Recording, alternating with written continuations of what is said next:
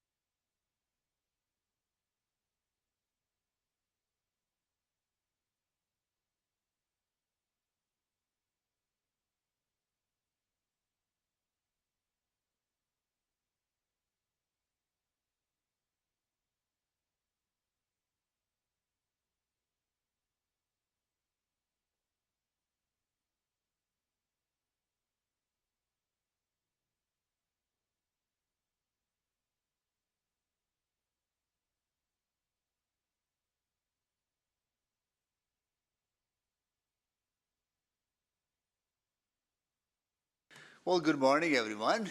I would like to call this meeting to order. At this time, I will acknowledge that we meet on the traditional land of Treaty 6 territory and acknowledge the diverse indigenous peoples whose ancestors' footsteps have marked this territory for centuries, such as Cree, Dene, Sotu, Blackfoot, Nikora Sioux, as well as Métis and Inuit, and now settlers from around the world.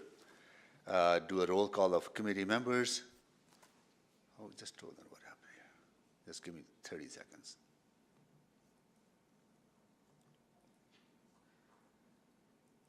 Here we go. All right. Councillor Salvador. Good morning. Councillor Hamilton. Good morning. Councillor Jans. Good morning. Councillor Wright. Good morning. All right, and I will I will check if other council colleagues are joining us. Councillor Paquette. Morning. Councillor Stevenson. Good morning.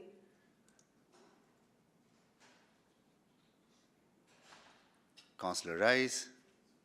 Good morning. Councillor Principe. Good morning. And Councillor Cartmel is joining us here in person. Good morning. Thank you. Okay, adoption of the agenda, Councillor Hamilton.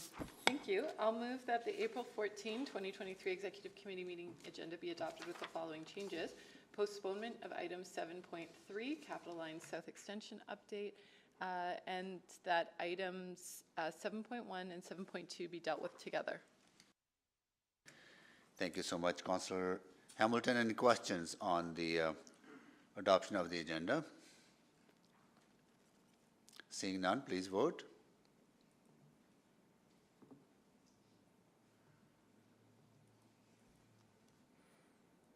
We have all the votes. Display the votes, please.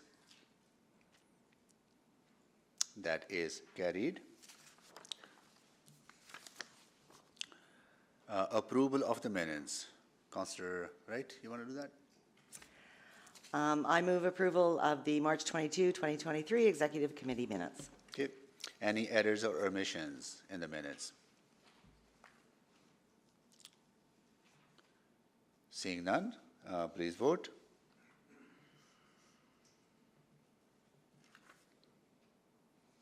We have all the votes. Display the votes, please. That is carried. Any protocol items? Seeing none. Select items for debate. All right, so who wants to go first? Councillor Hamilton. I will select items 7.1 and 7.2. Okay, 7.1, 7.2. 7.3 has been postponed. We have a request to speak on 7.4. Can someone select that, please? I'll select 7.4, please. Okay, and I will select 7.5. Okay. Can someone move the balance, please? Is there any balance? Yeah, there is one, 4.1. So moved. Thank you, Councilor Salvador. Please vote. Just to note, we do not need to vote on 4.1. It was already approved by Agenda Review Committee. Okay, that is fine then. Okay. All right. So nothing to read back to us around what have we already approved. Request to speak. We have a number of speakers on 7.2, which is cross-referenced with 7.1. Councilor Salvador, can you read the names, please? I'll move that Executive Committee hear from the following speakers in panels when appropriate. 7.2, Municipal Development Corporation, Jarrett Campbell, Infill Development and Edmonton Association, who's in person. Jason Kuna, Infill Development and Edmonton Association, in person. Nicholas Rubottom, Infill Development and Edmonton Association, in person. Chelsea Jersak, Infill Development and Edmonton Association, remote. Kaylin Anderson, Urban Development Institute, Edmonton Metro, remote. Susan Keating, Urban Development Institute, Edmonton Metro, remote. Greg Dooling, University of Alberta Property Trust, remote. And Stephen Mandel, in person. Okay. And then 7.4, Bylaw 20427, closure of vehicle access to titled parcel for Capital Line South Extension. Ifi Owasina, on behalf of Joseph Sands, Nova Scotia Company, remote. Okay. Thank you. Please vote.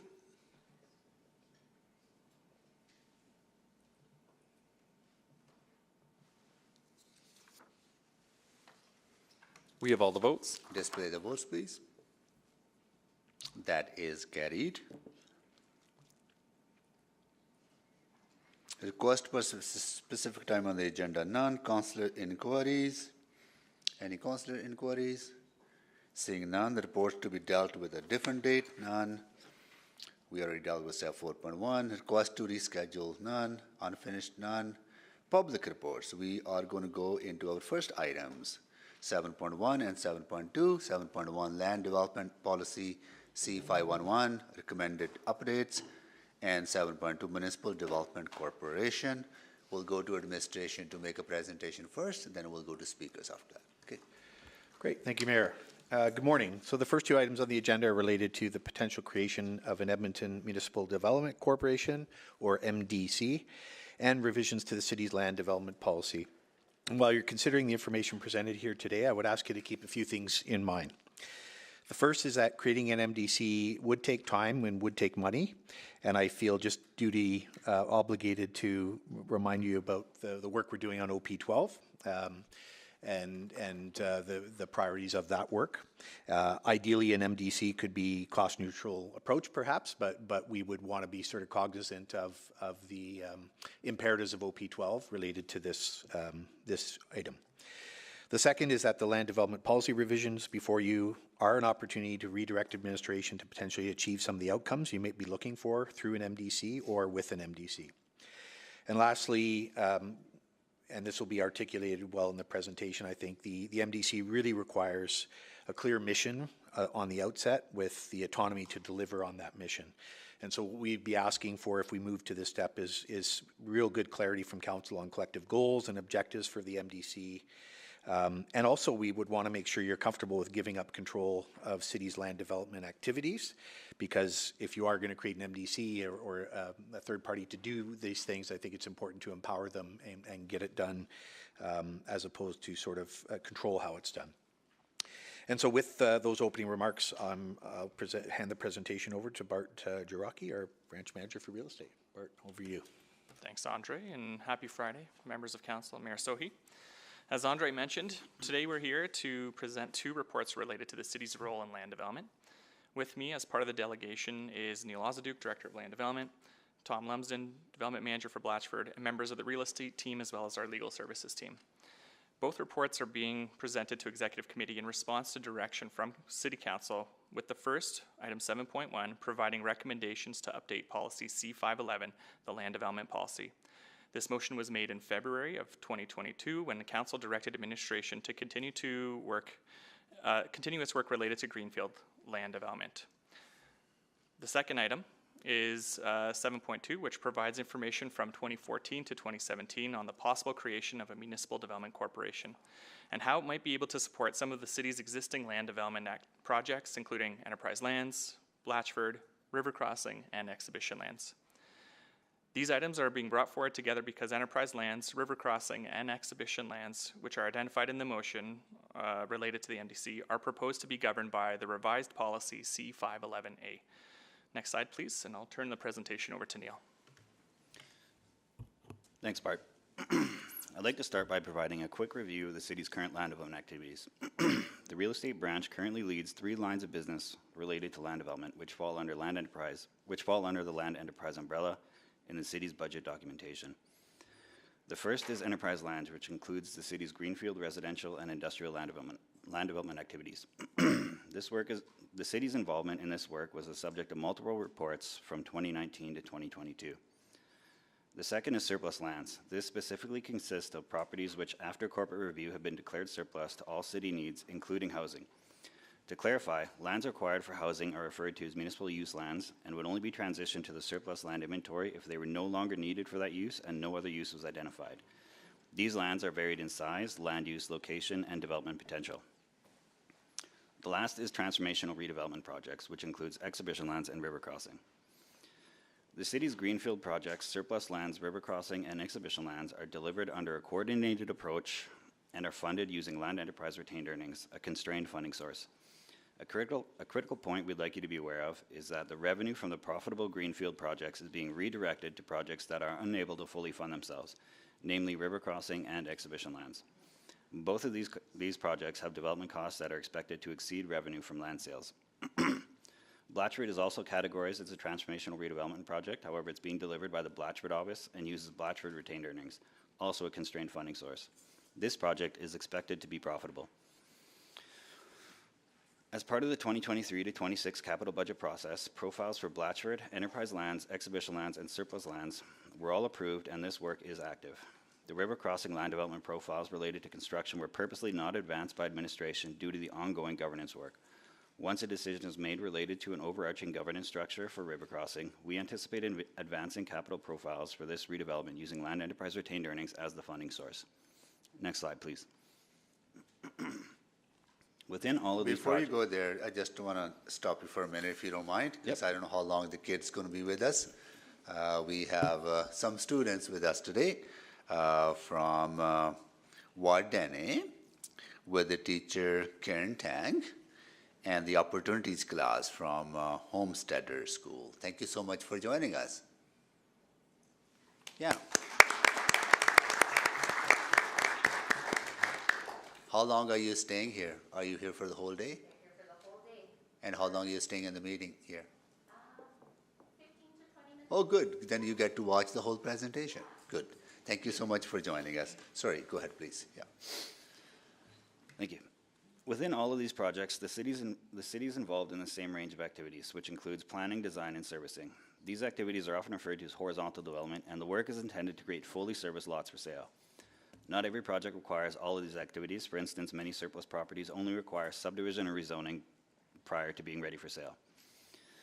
Neither Land Enterprise nor Blatchford are involved in on-site or vertical land development activities, which is the construction of the actual buildings on site themselves. The private sector generally completes this portion of development. Through our land development activities, the city is able to generate revenue and pay a dividend while also achieving many other city building outcomes. Next slide, please.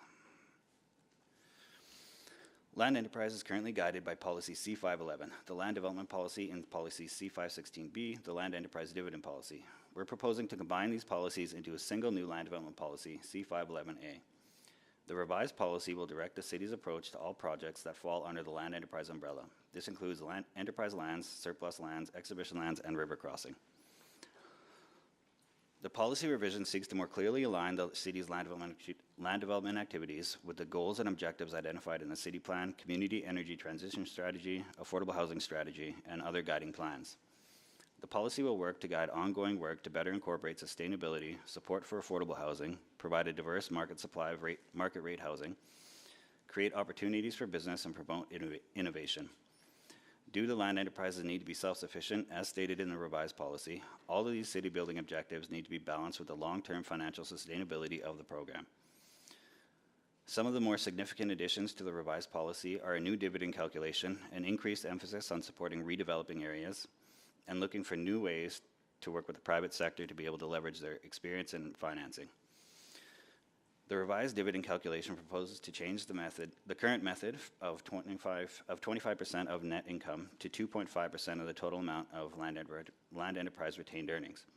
This change is required because exhibition lands and river crossing will likely result in many years having negative net incomes. Under the existing calculation, this would mean there'd be no dividend payment for those years.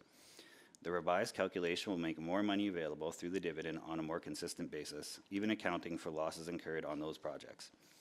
Council has the opportunity to direct where and how the dividend is used through the budget process. The revised policy seeks to strike a balance between progressing city building objectives through our in-house land development work while also ensuring the long-term financial sustainability of the program. Next slide, please. In addition to the policy revisions for land enterprise, Council also directed administration to explore the potential advantages and disadvantages of creating an arm's-length municipal development corporation as identified through the previous MDC conversations that occurred from 2014 to 2017. To preface this discussion, in addition to a review of the previous work, we have had an opportunity to have conversations with the universities of Calgary and Alberta, both of which have established land trusts. We've also had conversations with the Calgary Municipal Land Corporation, which is often referred to as CMLC. Administration review of previous work and other established MDCs shows the necessity for an MDC to have a focused mandate, be empowered to act in a responsive and flexible manner, and ensure transparency and accountability. The chart on this slide exemplifies how an MDC can take on a variety of forms and how there may be trade-offs in the objectives Council would want an MDC to achieve. For instance, an MDC can be for-profit or not-for-profit. A for-profit entity is able to pay a dividend to shareholders, while a not-for-profit isn't. It can be strictly profit-focused or incorporate a range of city-building objectives. Although these are not mutually exclusive, a critical aspect here is defining exactly what is meant by city-building objectives and understanding it comes at the expense of higher revenues. Its development activities can range from a very narrow set, such as some value-add planning work, to the full range of activities a private developer might undertake. It can also be fully independent, having all the funding and resources necessary to carry out all of its activities on its own, or it can be fully reliant on partnerships. And lastly, there's a great variety in the types of projects an MDC can undertake. Some have been created for revitalization of specific areas, such as the East Village in Calgary, while others have taken on take on smaller projects all over the municipality. This is what was previously proposed for Edmonton. Each of these different types of objectives impact the form, financing, and structure of the MDC. Next slide, and I'll now turn it over to Bart. Thanks, Neil. So through the review of the previous work and with some conversations with the U of C, U of A, as well as CMLC, administration found some of the biggest advantages are the following. There is a reduced risk to the city since the MDC is a separate legal entity. The higher risk tolerance that an MDC would have, again, due to it being a separate legal entity. Its increased nimbleness due to separation from city policies, procedures, and processes, and its improved ability to work with the private sector. Some of the biggest disadvantages are once the mandate of an MDC is created and once an MDC is set up, it is difficult to change that direction. On that point, administration and city council would have limited ability to direct an MDC's actions on a project-by-project basis, and attempting to do so would erode the risk protection afforded by the MDC. There would be a loss of coordination that can occur between land development work and other city capital projects or initiatives. There may be a loss of control of the city's land development activities, or there would be, sorry. the immediate financial investment and time required to set up an MDC, which can be substantial. Along those lines, our conversations with other arm's length corporations have confirmed this point. While development is progressing well for both the UFC and CMLC, who are a little bit more established right now, they were incorporated in 2011 and 2007 respectively, and it's taking upwards of 3 years to be established is not unheard of. The range of investment required in the MDC will range greatly depending on the scope of the work. Any loans in the initial years would likely have an impact on the city's debt limit. Due to this point, a focus on profit has been a major driver for other MDCs, which need to be financially sustainable, thus operating much like the private sector. Additional items to consider is that the MDCs, such as CMLC, make use of a some MDCs make use of a community revitalization levy, or a CRL, and that allows them to fund a majority of their revitalization work. This additional revenue source is a major differentiator, and a new CRL at this point in time is not available to Edmonton. Lastly, due to the maturity of the city's existing land development program, the current model and the proposed C511A policy allow the city to achieve more city building objectives now, while also meeting many of the outcomes that an MDC would be able to meet. Next slide, please. This slide demonstrates how an MDC might impact the projects if it were created as per the motion, which suggests transferring all of these lands out of the city's direct control. The advantages and disadvantages assume that council continues to support the current established visions and plans for Blatchford, exhibition lands, and river crossing, and that an MDC would be a for-profit entity that would be primarily focused on generating a financial return to its shareholder. In general, each of these projects may benefit from the increased nimbleness noted in the previous slide, as well as the MDC's ability to more easily enter into contractual arrangements with the private sector. An MDC could also undertake vertical or on-site development of service land in any of these projects. Out of all of these projects, Enterprise Lands is the most reliably profitable. Blatchford is also profitable, but it will take time to realize that profit. Neither Exhibition Lands nor River Crossing are profitable. For Blatchford, the high density, sustainability, and district energy result in higher costs and, albeit slower sales.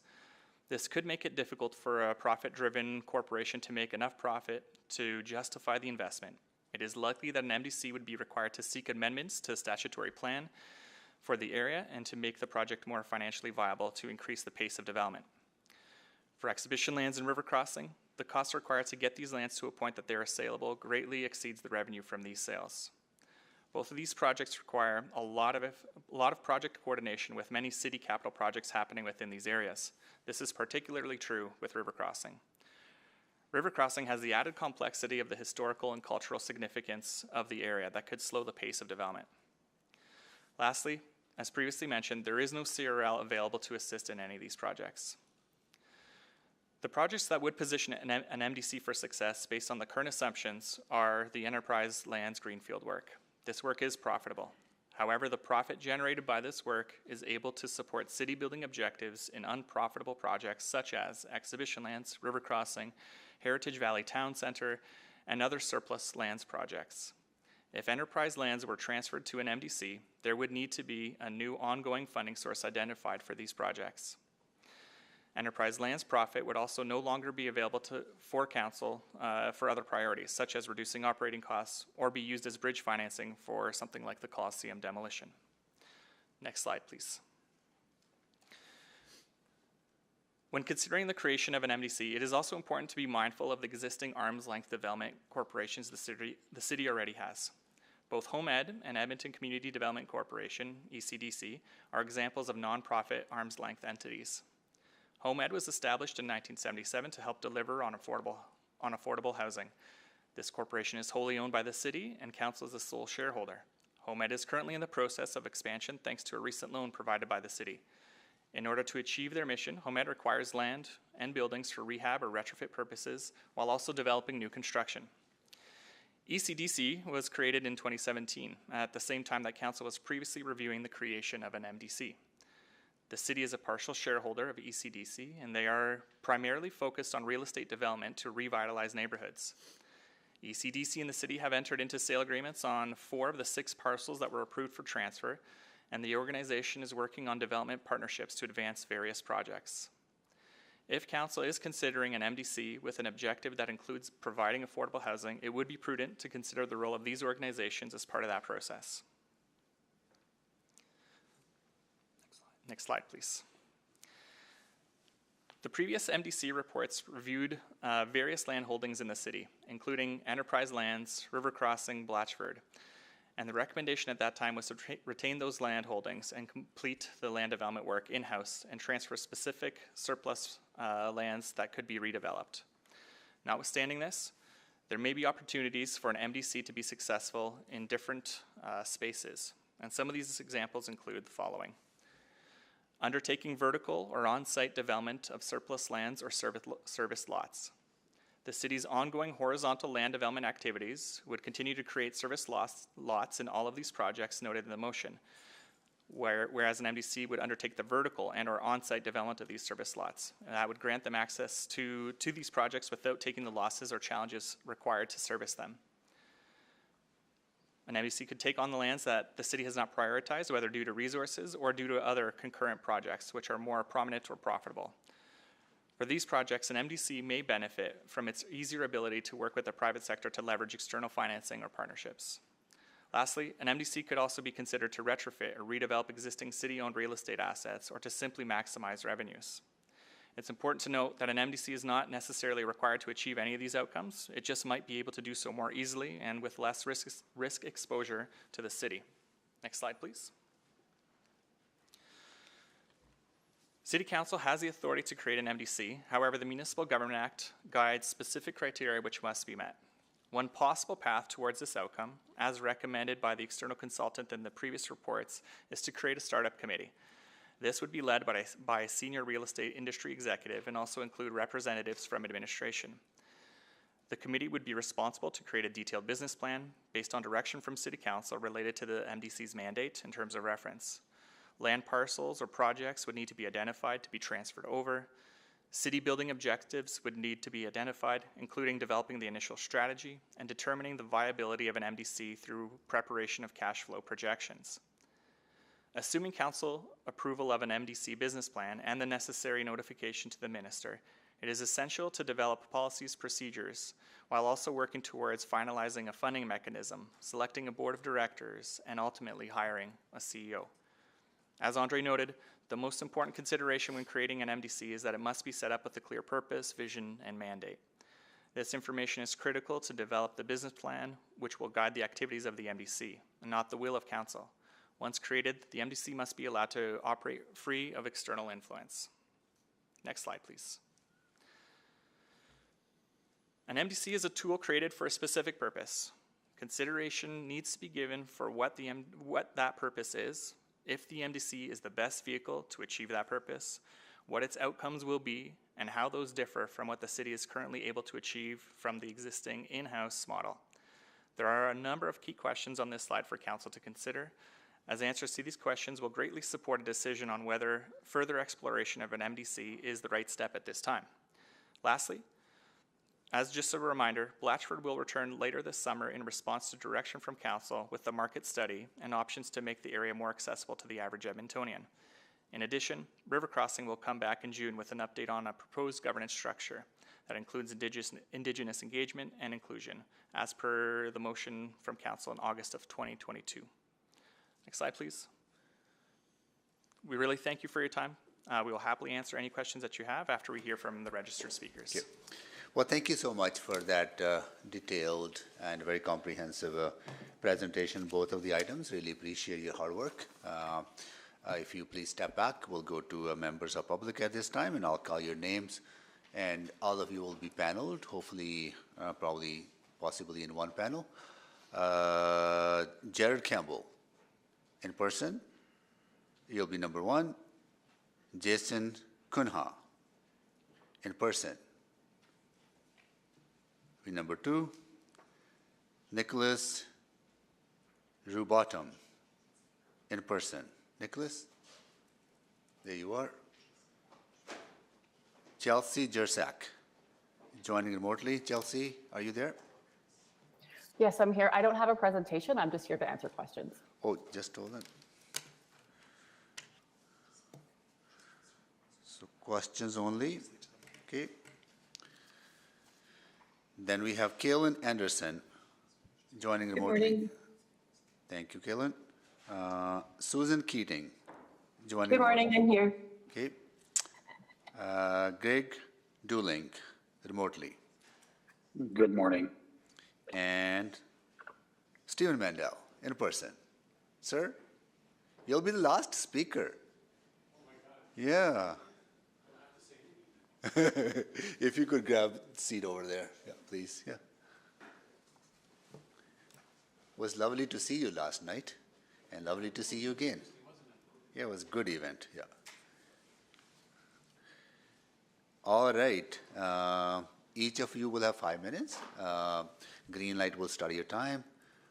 Yellow means you have 1 minute remaining. Red means your time is up. And after all the public members have spoken, then committee and council members may have questions to you. So good. Jared, start with you. Thank you, Mayor Sohi, and thanks for having me here at Executive Committee this morning. My name is Jarrett Campbell. I'm here speaking on behalf of the Infill Development Edmonton Association, an organization that I was a founding member of 10 years ago. It's been that long, and so I've been involved in conversations around city building for quite a long time and have watched a few of these projects we mentioned sort of evolve and participated quite a lot in the conversations that we had previously in 2016, 2017. Felt we should have probably approved one at that time, but I'm really appreciative that this is back on the agenda. I've had a lot of great conversations with folks, council in industry, and it's a much more productive conversation this round. So, so on behalf of IDEA, we are taking the position that we feel that an MDC could yield positive results from many of Edmonton's major redevelopment projects, including but not limited to Blatchford, Exhibition Lands, Rossdale, and the Quarters. Part of what we sort of identified as advantages are largely listed in the administrative report. We're talking better nimbleness, better risk management, and the big one is improved access to private sector expertise. And I think one of the advantages that maybe doesn't get said specifically and tied into that is, administration is tasked with, such a wide range of different activities. And, it goes without saying, the fewer activities they have to focus on, we've only got one city manager and there's one less thing on his desk. If we can access private sector expertise, if we can, unload some stuff off administration, in theory, that should mean that all the other things that we don't have the opportunity to take and put into a third party will have more time and attention. So that would be an advantage I would also like to kind of add. In terms of the disadvantages, of course, I want to say that I completely understand that this would be a very difficult report for administration to produce. You think about the context of it, it's kind of saying, hey, guys, why don't you come back and say, maybe there's something that you're not doing that well and that maybe somebody else could do better. And if we all say yes, you're going to lose resources. So it's a really hard report to write. So I want to be a little fair to that. But, I do want to address a few of the disadvantages and a few of the things that were mentioned.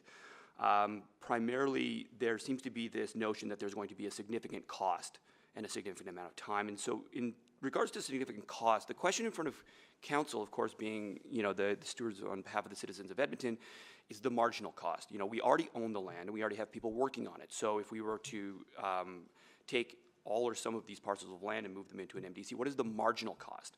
Now, it seems to me that when I read this report, we're pretending that taking a piece of land owned by the citizens of Edmonton and changing the legal entity, but it's still owned by the citizens of Edmonton, is being considered a cost. That's not a cost. That's an accounting gimmick. The actual cost, and if we think about this, should be like in the hundreds of thousands of dollars to set one of these up. And so, when there's this discussion of significant costs, I would really strongly disagree that that's a true cost, right? It may be a cost from an accounting perspective, but a true cost to the citizens, it is not. In terms of timelines, I also don't think it's going to take that long. I think that when you look at the other examples in Alberta, when both universities had to set it up, there was a big question on how they do it. Universities are allowed to make profit. Both of those required provincial mandates that took quite some time. So in our particular case, although we do require provincial approval, I don't foresee the same issues, and so I don't think that a significant amount of time will be required to set this up. A couple more points just in terms of some of the disadvantages, and it was mentioned in the report that, somehow the dividend may not be available. I don't know where this money is suddenly going to go if we were to take this path.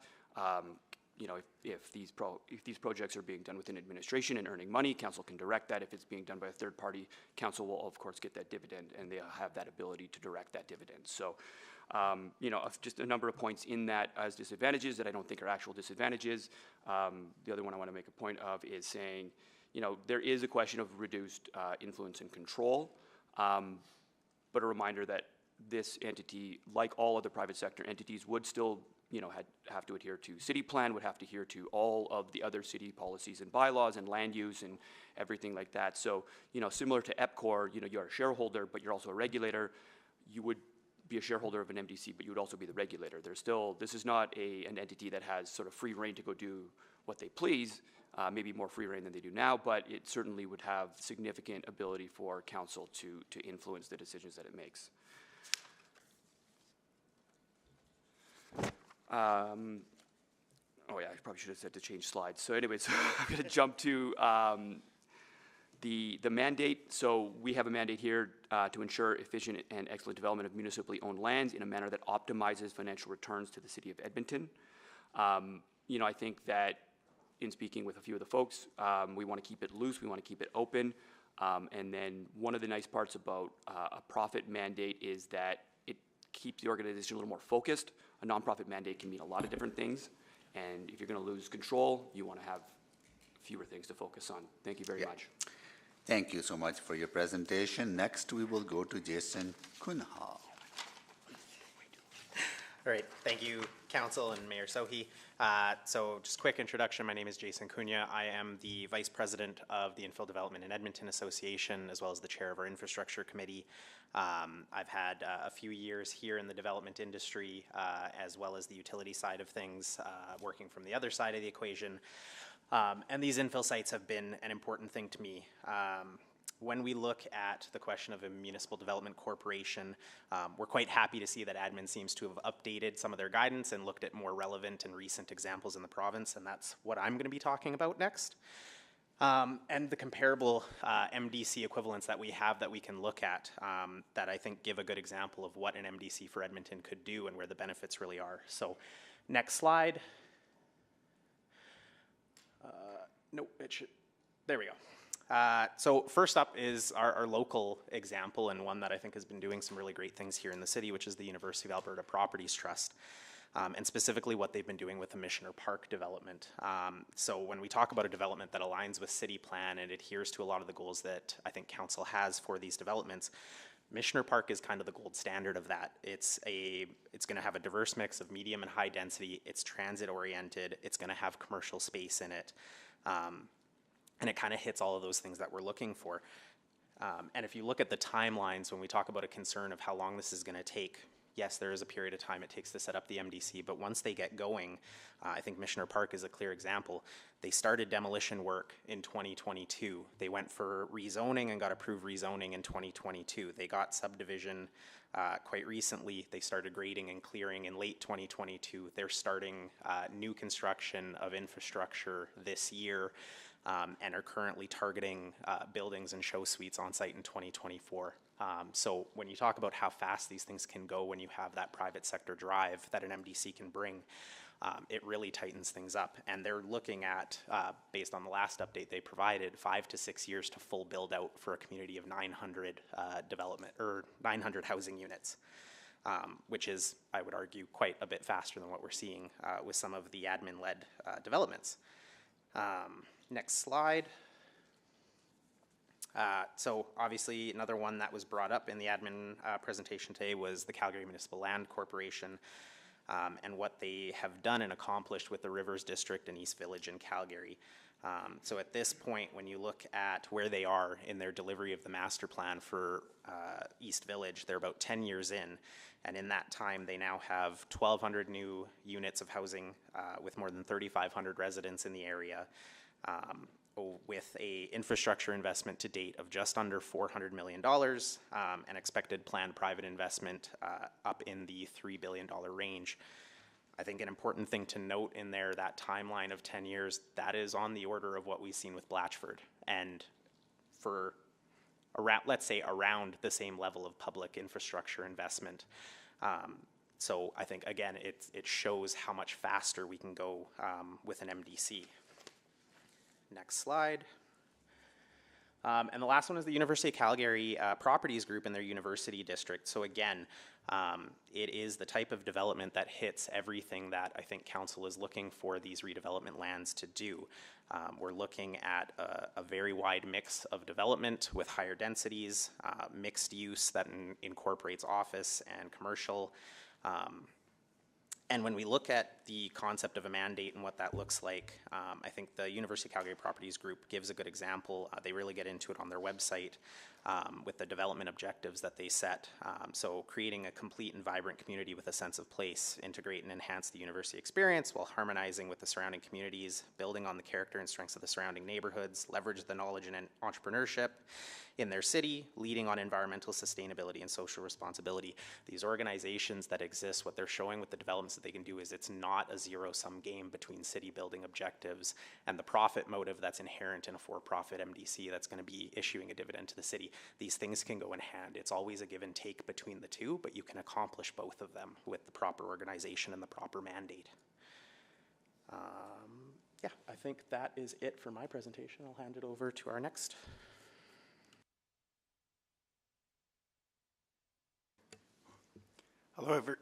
Hello, everyone. Thanks for giving me the opportunity to speak here. My name is Nicholas Rubottom. I'm the Executive Director of Infill Development in Edmonton Association. The purpose of my presentation, if you want to go to the next slide, is to just kind of give some insight into why IDEA supports an MDC. Very much so, IDEA in the past, I think, has shown that they have a strong reputation for advocating for effective city building. We kind of describe ourselves as a grassroots organization in that our advocacy comes from within, and the base of our advocacy always goes to city plan. We believe that effective city building is development that aligns with city plan, and that an MDC is an effective tool for executing the vision of city plan in a timely manner. Large site redevelopment projects can be a catalyst also for creating a critical mass of continued construction opportunities at a varying scale. So we've been asked in the past, well, why do we care about an MDC if the people in industry that are going to benefit maybe most from this are not necessarily our members and might be affiliated with other groups, but we really do think that this will trickle down all the way to the small, the medium scale, and the large scale residential, commercial, mixed use developer. These opportunities will positively impact the small scale builder, many of which are also in an infill context, so that's why we think it's important to us. If we could go to the next slide. We also think it's very important to point out that profit and city building need not be mutually exclusive. It's about a balance between mandate and principles. One thing that we saw within doing our research with all of the different groups that already exist, whether it be UAPT, University of Calgary Properties Group, CMLC, in each case, it wasn't just a mandate. In addition to the mandate, there were principles, values, mission statements, those kind of elements that speak to the other side, the social side, the environmental side. And we think it's important to show that those two things can balance. We even see that in our current relationship between enterprise lands and their use of retained earnings to work towards good city building practices and other initiatives. So you've seen it now, and it can be in another form as well. We broke down 5 principles that we thought could really speak to how an MDC that, while is focused in its mandate, could still be sensitive and cognizant of the other things that are important to city administration and city council. We believe that an MDC would include strong building principles, promoting growth, density, and the flexibility to change and evolve. We believe that an MDC could create community, it could create community of communities. So what we mean by that is the idea that these communities that are built through MDC projects would be transit-oriented, amenity-focused, pedestrian-friendly. We believe that sustainability is something that can be important to an MDC, greener practices through good design and conscientious building practices. We also think that diversity is at the heart of the board and of the day-to-day operations of an MDC, varied options would be created for affordability and livability. And finally, an MDC must be innovative. In all of the other examples that we looked at, innovation, the ability to create the conditions for change, create new partnerships, catalyze growth were at the heart of their MDCs. If we could change slides. I also just wanted to talk a little bit about what the board could potentially look like for an MDC. I think diversity within the board, we believe that diversity within the board is something that's important to make sure that the focused mandate of the MDC, along with the guiding principles, are something that continues to perpetuate itself as the MDC matures. The board must have industry partners with experience in large site development in an infill context and a greenfield context. The board must be diverse to yield positive GBA plus impacts, and there should be a fraction of the board to draw from council, or that draws from council, and possibly even executive representation from admin. We've seen this in other examples as well. If we can change slides. I just wanted to wrap up by giving a recommended motion. It was kind of just a recommendation that we thought that kind of describes our position as a whole. We believe, just one sec here. Our recommended motion would be that administration proceed with the creation of a municipal development corporation that adheres to the following parameters. The City of Edmonton is the sole shareholder. Council appoints a board of directors comprised of industry experts and 1 or 2 members of council and or senior city administration. It aligns with city plan and operates in accordance with standard land development and permitting processes. City-owned land is transferred, starting with but not limited to Blatchford, exhibition lands, enterprise lands, river crossing, following completion of Indigenous consultation. And then I had some additional points that were added, but I can say thank you. You have it in your notes. So thank you so much for the chance to speak. Yeah, thank you so much, Chelsea. Jersik is only for questions. Kaylin Anderson. Good morning, members of Executive Committee and City Council. My name is Kaylin Anderson, and I'm the Executive Director of the Urban Development Institute for the Edmonton Metro Region. On behalf of our more than 170 member companies, I'm pleased to provide industry feedback on the reports before you today, particularly with respect to the Municipal Development Corporation. The members of UDI develop commercial, industrial, residential, and institutional projects in both greenfield and infill contexts. And they've been successfully building communities to house 1.5 million residents and support economic development across the region for over a century. Based on this expertise, we believe that exploring a municipal development corporation could represent a prudent option for Edmonton if properly constituted. However, we also believe that it's important that this work be carried out before any new policy changes are made to the existing land development policy, as the two portfolios are inherently linked. Industry opposes further entrenching for-profit land development that competes directly with the private sector and operates as a line of municipal business for the city. This is the current state with the Enterprise Land Development Program. The city's primary responsibility is to act as the regulatory body for real estate development and not directly as a land developer itself, as this is not a core municipal service and it realizes no unmet market needs. The creation of an MDC to replace the role of Enterprise Land Development as an arm's length agency has been explored in the past, and we think it could present some interesting opportunities if reinvestigated in the future. I think it's important to recognize that UDI has historically opposed the concept of any in-house MDC led directly by the city, for the same reasons that we oppose the Enterprise Land Development portfolio within administration. However, if a truly separate entity were created to develop all existing city land assets, led by a distinct board of directors with private sector composition and a clear mandate to achieve a market rate of return for Edmontonians without ongoing public subsidy, better outcomes could potentially be achieved for Edmonton than is currently the case today. We think that a few of the benefits that could be realized include improved business partnerships and synergies with the private sector that take place on a fair playing field, more marketable and timely projects for home buyers and commercial interests that return a profit to the owner, so in this case, the owner would be the city, greater oversight and insight from real estate development professionals to nimbly advance city building projects, and very importantly, much greater public transparency and accountability for Edmontonians. The University of Alberta recently set up a properties trust, which functions in a similar way to what an MDC could be structured to deliver. So in addition to myself and the UDI board chair, Susan Keating, Greg Dooling, who is the CEO of the U of A Properties Trust and a member of UDI, is here and available to answer any questions that you might have on this topic. We appreciate the commitment from the city to continuously improve business processes, and we believe that this is an area that would benefit from ongoing review and attention. Thank you so much for your time this morning. Thank you so much, Kaylin Anderson. Next, we will go to Susan Keating. Good morning. Thank you very much for having me. My name is Susan Keating, and I am the chair of the board for the Urban Development Institute here in Edmonton. I'm also the vice president at Melcor Developments, and our company has been developing communities across the Edmonton region and other Western Canadian markets for the last 100 years. As an industry, we believe that land development initiated and led by the City of Edmonton can and should be improved.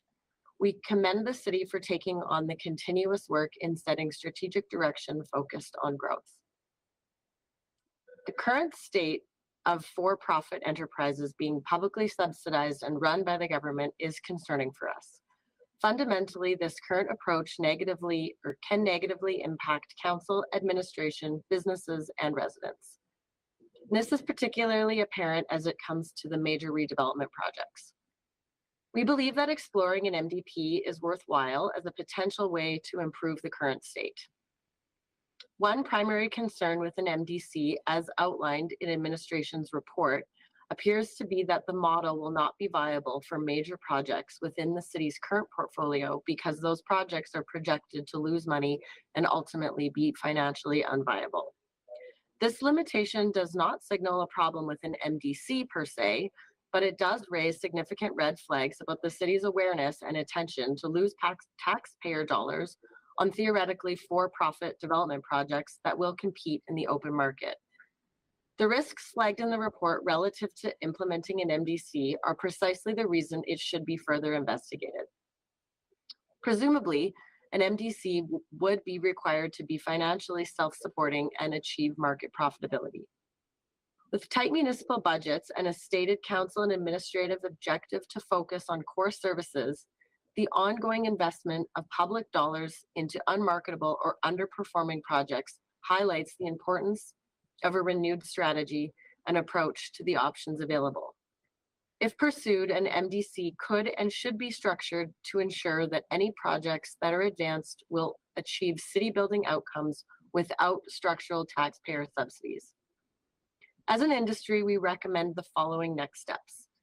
Defer any decision-making on updates to the land development policy until the future of an MDC and ELD has been confirmed, and then reflect that approach in the policy changes.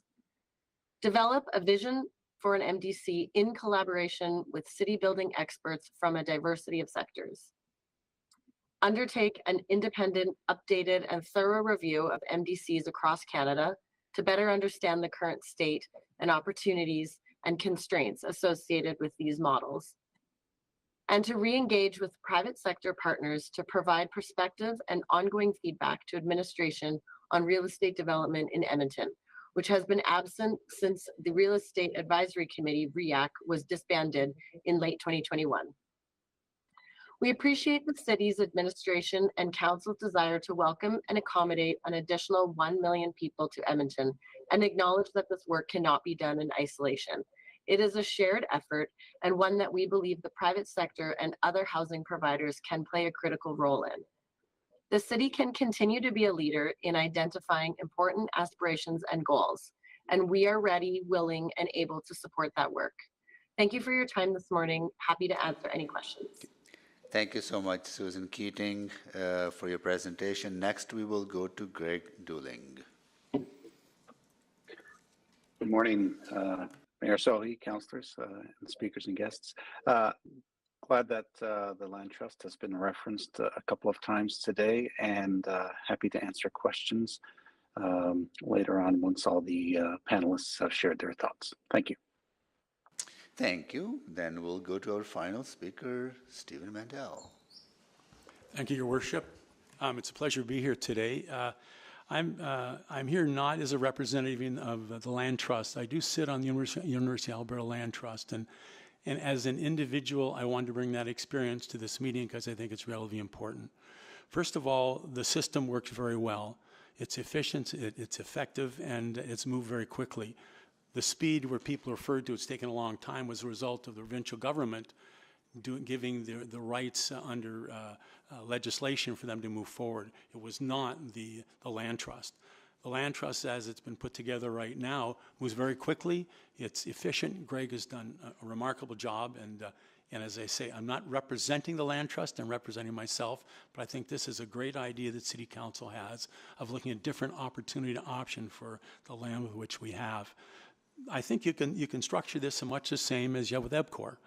A subsidiary of the city, you can appoint the board, you can give it direction, and they semi-annually they can report to you the kind of things they're doing and the money they're generating for the city. But in the end, council has to decide whether they want this company to make money or not.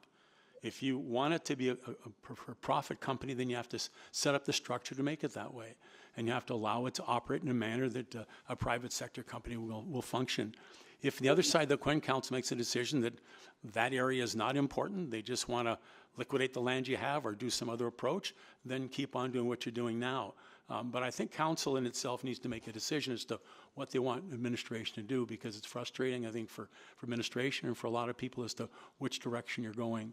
I know that we've seen some of the developments not go as quick as you would like, but that oftentimes is not necessarily anybody's fault. It's the market's responsibility, and sometimes it doesn't go as we'd like to see it. But I think that creating a land trust would be a great opportunity for the city to put their land in to make it a system that would operate in a private sector manner, but would be an effective way to deliver profits to the city as well. At the end of the day, if the city develops 1,000 lots and puts 1,000 houses on it, but they don't make a penny in that land, they're going to get the revenue from 1,000 houses and the taxes for the next 100 years. So there's that's the other side of the coin that does create some opportunity for the city. So I'm here to answer any questions you might have about a land trust and the experience that I've had. So far, I can tell you it's been fantastic. Greg is our CEO, and he's done a remarkable job. He has a small staff. He does an incredible job of putting together a program that's effective and very responsive to community. And I think a system like that, which is already in place, and you don't have to create a new animal. The land trust is effective. It's been effective U of A and UBC and well of University of Calgary. So the system is there and all the documentation is there, so it won't take long to do. You could create it relatively quickly. The city manager could sit on there as well as someone from planning, and you could allow it to move forward and deliver, I think, what the opportunities the city council would like to have, which generates some surplus funds so you could use for projects you think might be more beneficial to citizens of Edmonton. Thank you.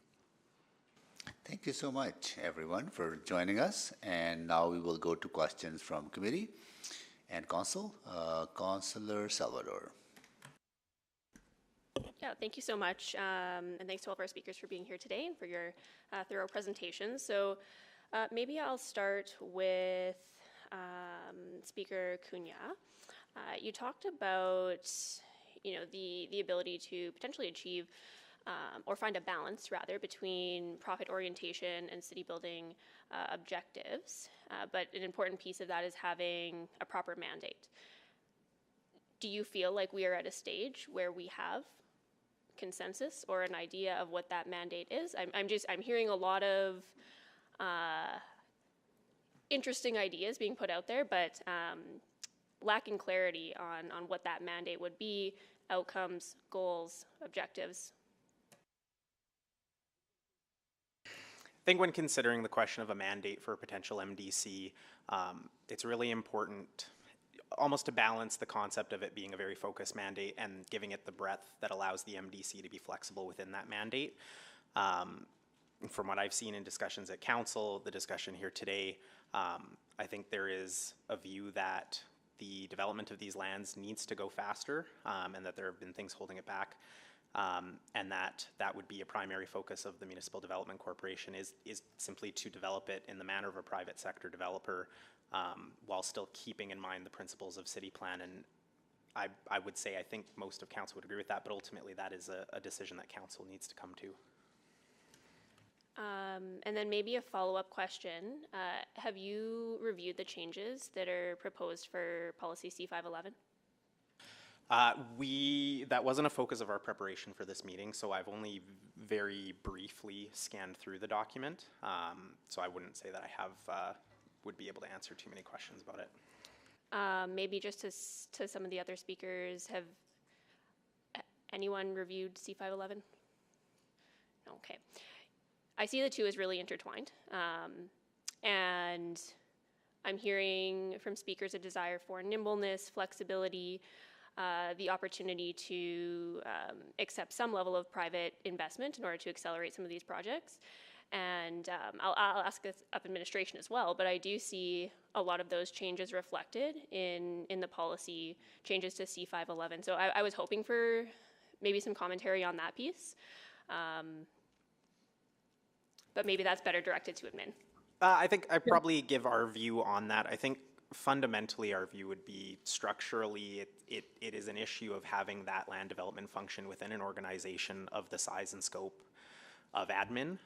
Ultimately, that function is only going to get a fraction of the attention that the organization can give any one individual line of business. And the difference you're going to get with a municipal development corporation, fundamentally, regardless of the policy that's underpinning things, is you're going to have an organization that is solely focused on the development of that land and the achieving of those goals. And I think that will lead to better end results of the development when compared to admin, regardless of the underpinning principles behind it. And I did see Speaker Anderson, did you want to add to that? I didn't want to leave you hanging, Councillor Salvador. It looked like there was going to be some dead air. I would say we did review this. The policy updates that are proposed essentially codify city administration in this role. And I believe if you asked admin, they would say that they already operate as an MDC, and we take exception to that view. We don't believe that's true. Can you expand on that?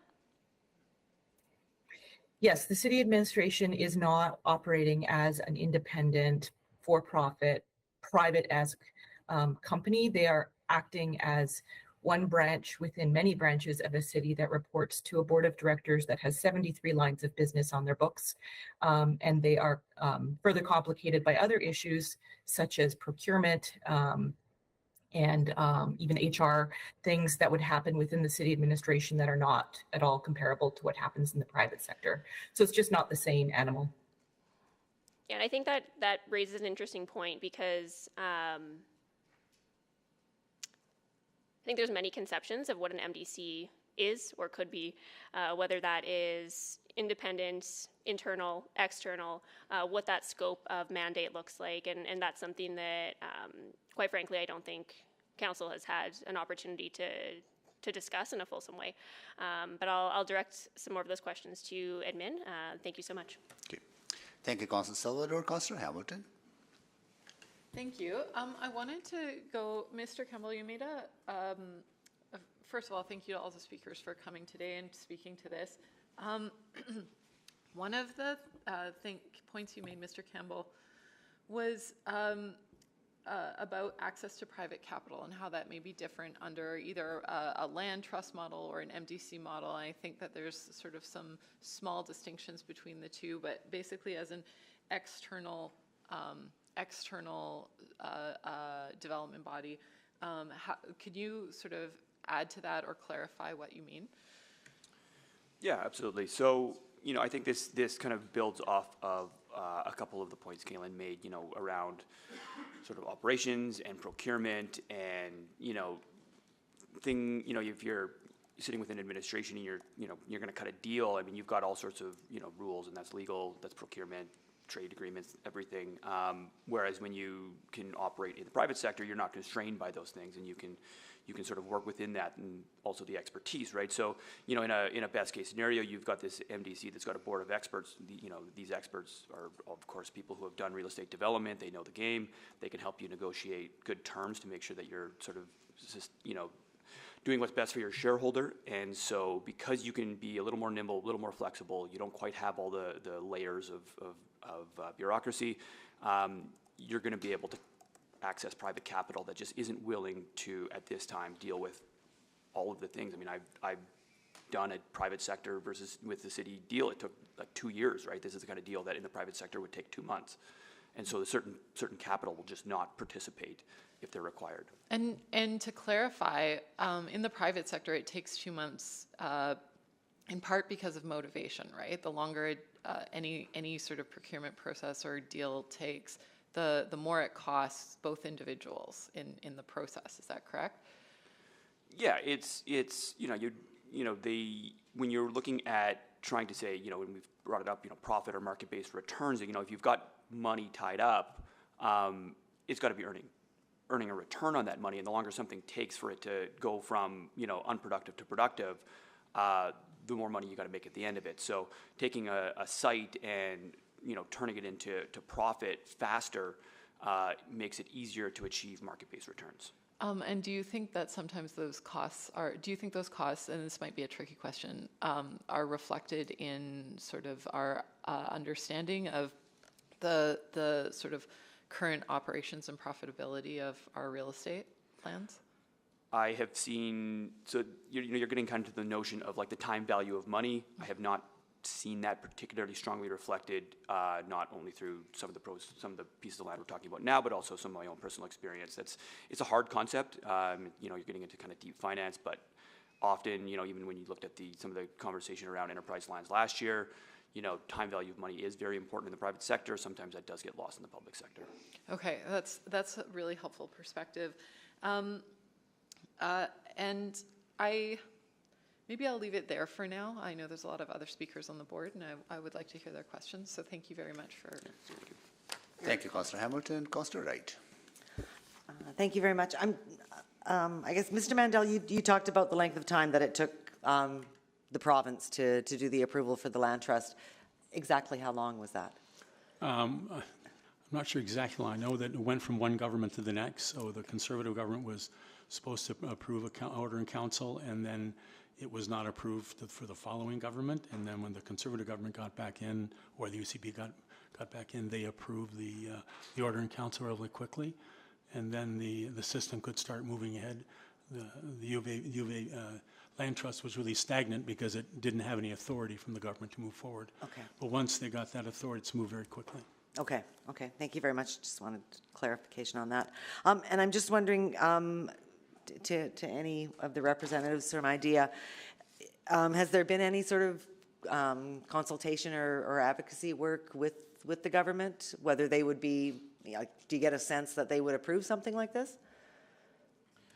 So I think my understanding, and I believe it was in admin's report, is at this point to set up an arm's length organization like this, you don't require provincial approval. It's just a notification within 60 days.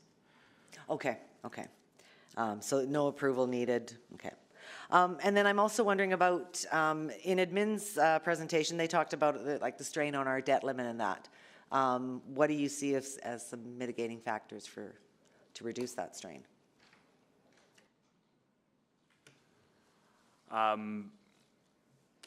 This might be a good question for admin to speak specifically around how the debt limits that are placed on the city can be, I don't believe the third party has those same constraints. And so that would allow sort of unlocking of additional resources available to proceed with some of these projects. Okay, perhaps I'll ask them further as well then too. And I think that was all the questions I had. Thank you. Thank you, Councillor Wright. Councillor Jans. Thank you for this, and I thank all the speakers here today. I really appreciate the provocative conversation here. If I can go to Guest Campbell first. One of the pieces in the report that jumped out at me was I wasn't aware that Calgary Lands were basically backstopped by a $70 million CRL. With that kind of confidence or resources, it's no wonder they've been able to do some really creative product and focus, et cetera. And I just was wondering if you wanted to elaborate on your reactions to the thinking of their of their economics in the report. Yeah, I mean, this gets down to, you know, sort of the notion of like what's the marginal funding? And of course, it would be nice to get a CRL to do some of these projects. That's not really on the table. Of course, we have a CRL in the quarters that was somewhat similar to the CRL that they had in the East Village. You know, but regardless of whether or not which path we pick to develop some of these projects, like there's not a CRL for anybody, right? Like there's not CRL money to use if they proceed under administration, and there's not a CRL to use if they proceed under an MDC. So that financial consideration, you know, the money's going to have to come from somewhere, right? And that's, you know, is it borrowing through the MDC? Is it borrowing through admin? Is it general revenues? You know, again, you know, there may or may not be a change in provincial government in the next little while. Maybe the CRL conversation would come back. That'd be great. But for now, it seems like it's a bit of a moot point. Right. So if I can, I'm getting a bit of feedback. If I can summarize what I think I heard from the private sector today, it's we don't want competition in the market.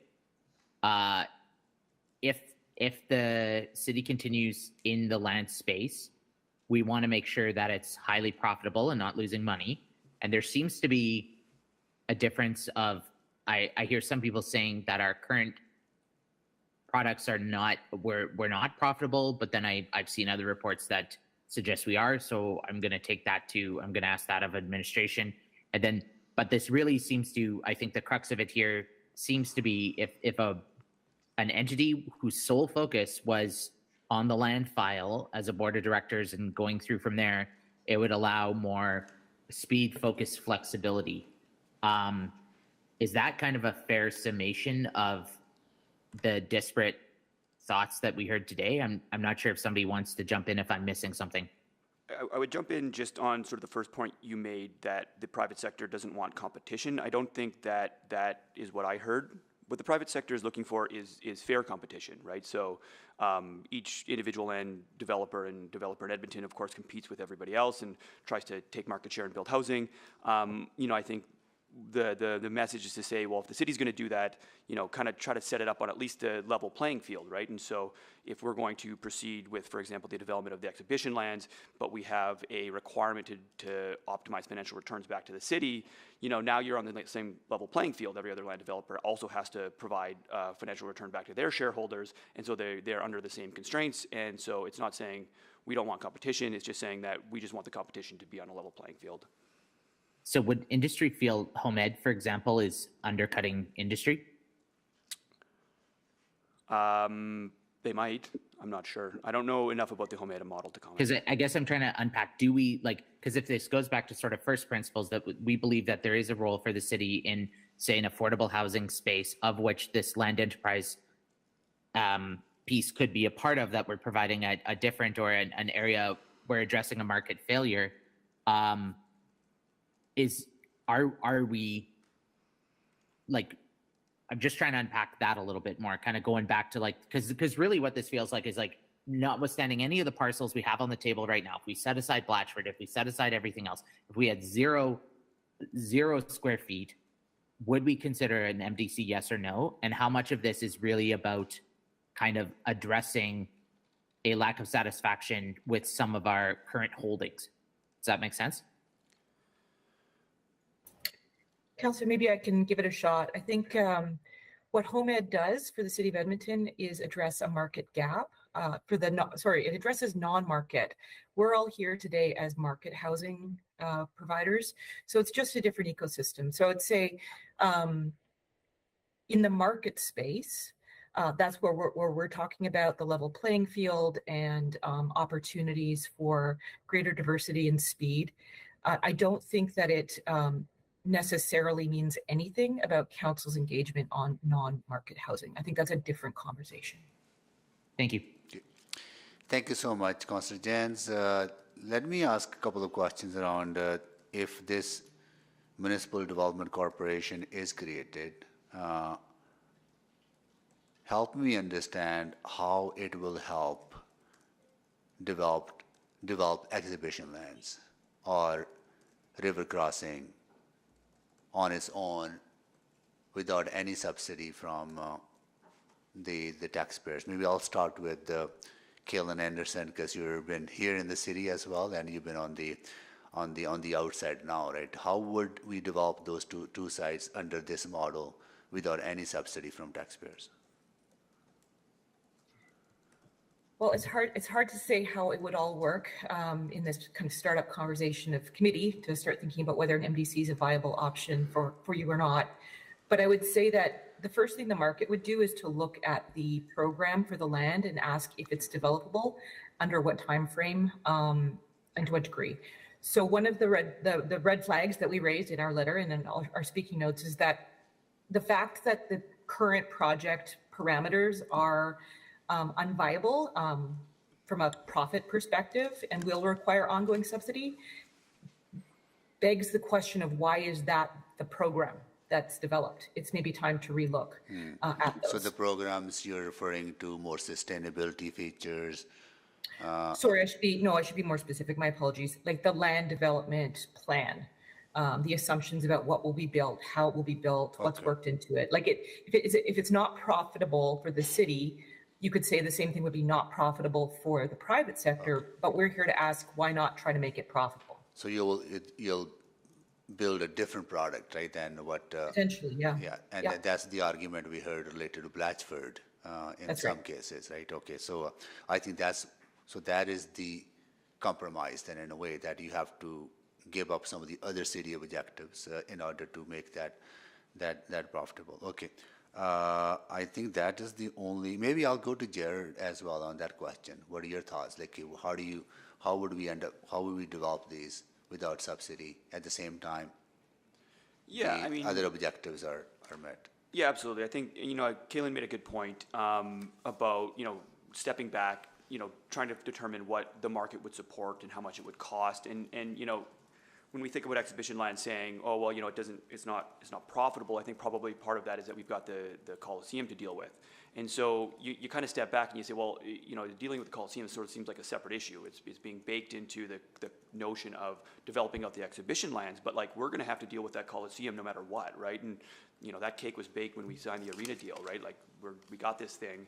And so for us to say, okay, well, from a land development perspective, it doesn't make sense because it's not profitable. Well, okay, well then leave the Coliseum sitting there and develop around it. Maybe that's profitable, but we're still going to have to deal with that Coliseum. And same with river crossing, right? We say, oh, well, it's going to be cost twice as much, but part of what we're probably doing, and I have to go look at the plans in river crossing, is actually developing a larger space for gathering for all citizens of Edmonton. So then when you say, is it unprofitable? Well, if we're going to start dividing up things into these little boxes, then everything we do is unprofitable as we build a city.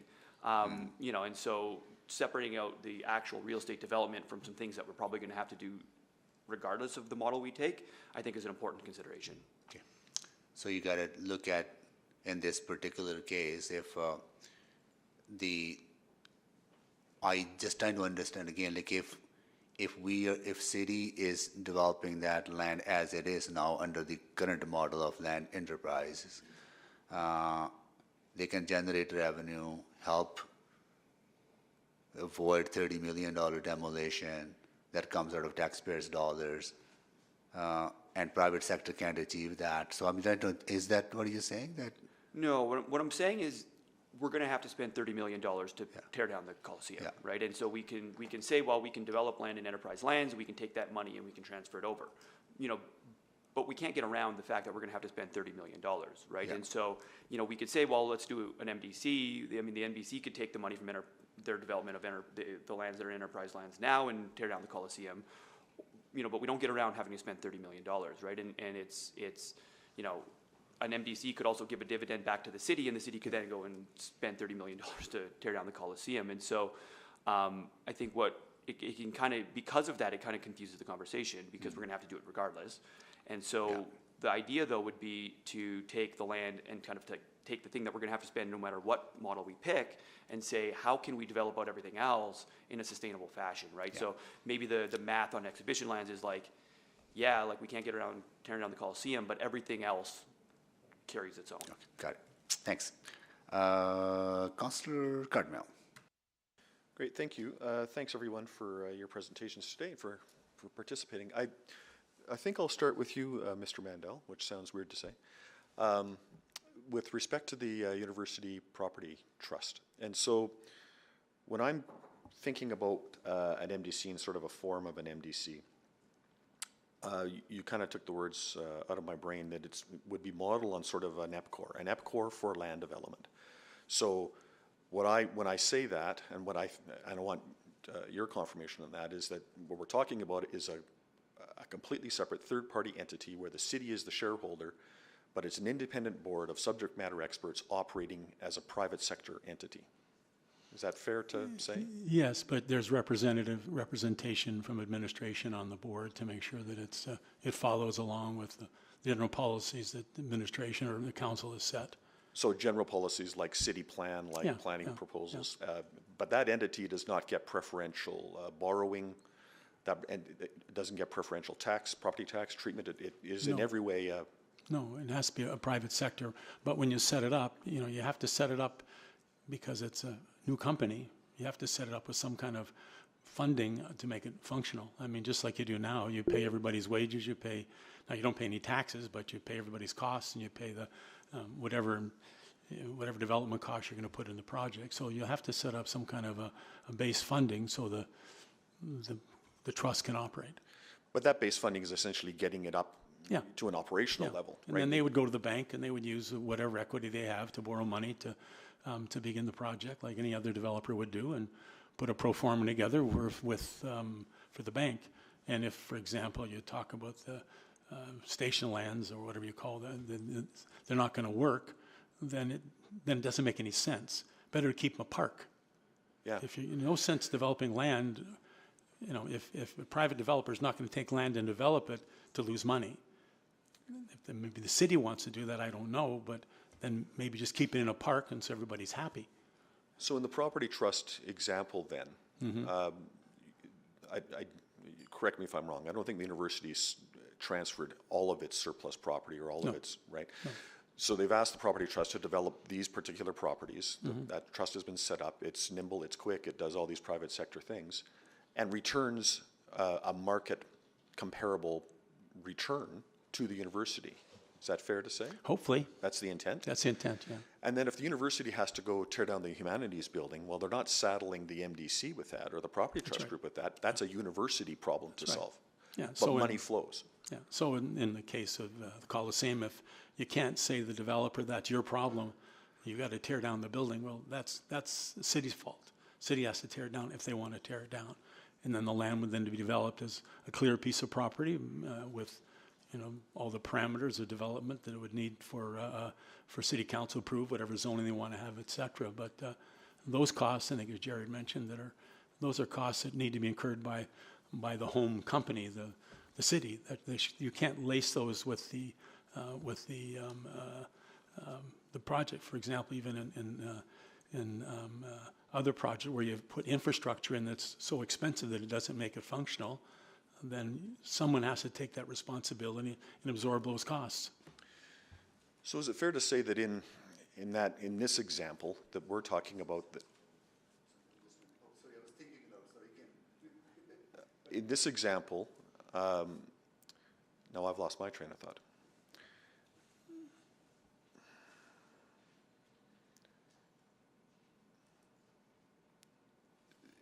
Essentially, what you're doing with the property trust is narrowing and clarifying and focusing the mission of the land development. It is very much a profit driven enterprise, so as to give the university resources to reinvest in its other activities.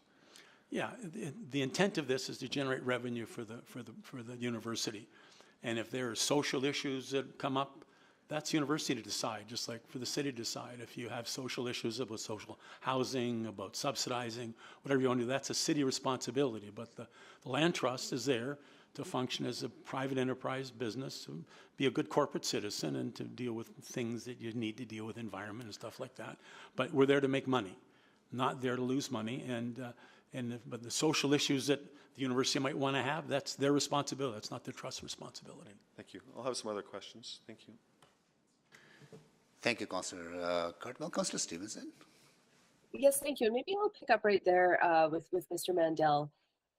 So something that occurs to me is that if we divest all of the most profitable parcels into the MDC, it seems that we end up potentially putting more on taxpayers in terms of dealing with the potentially unprofitable pieces. And that to me is an important part of the model, is having a portfolio that can balance itself. So just wanted to get your thoughts on that in terms of the previous discussion you were having.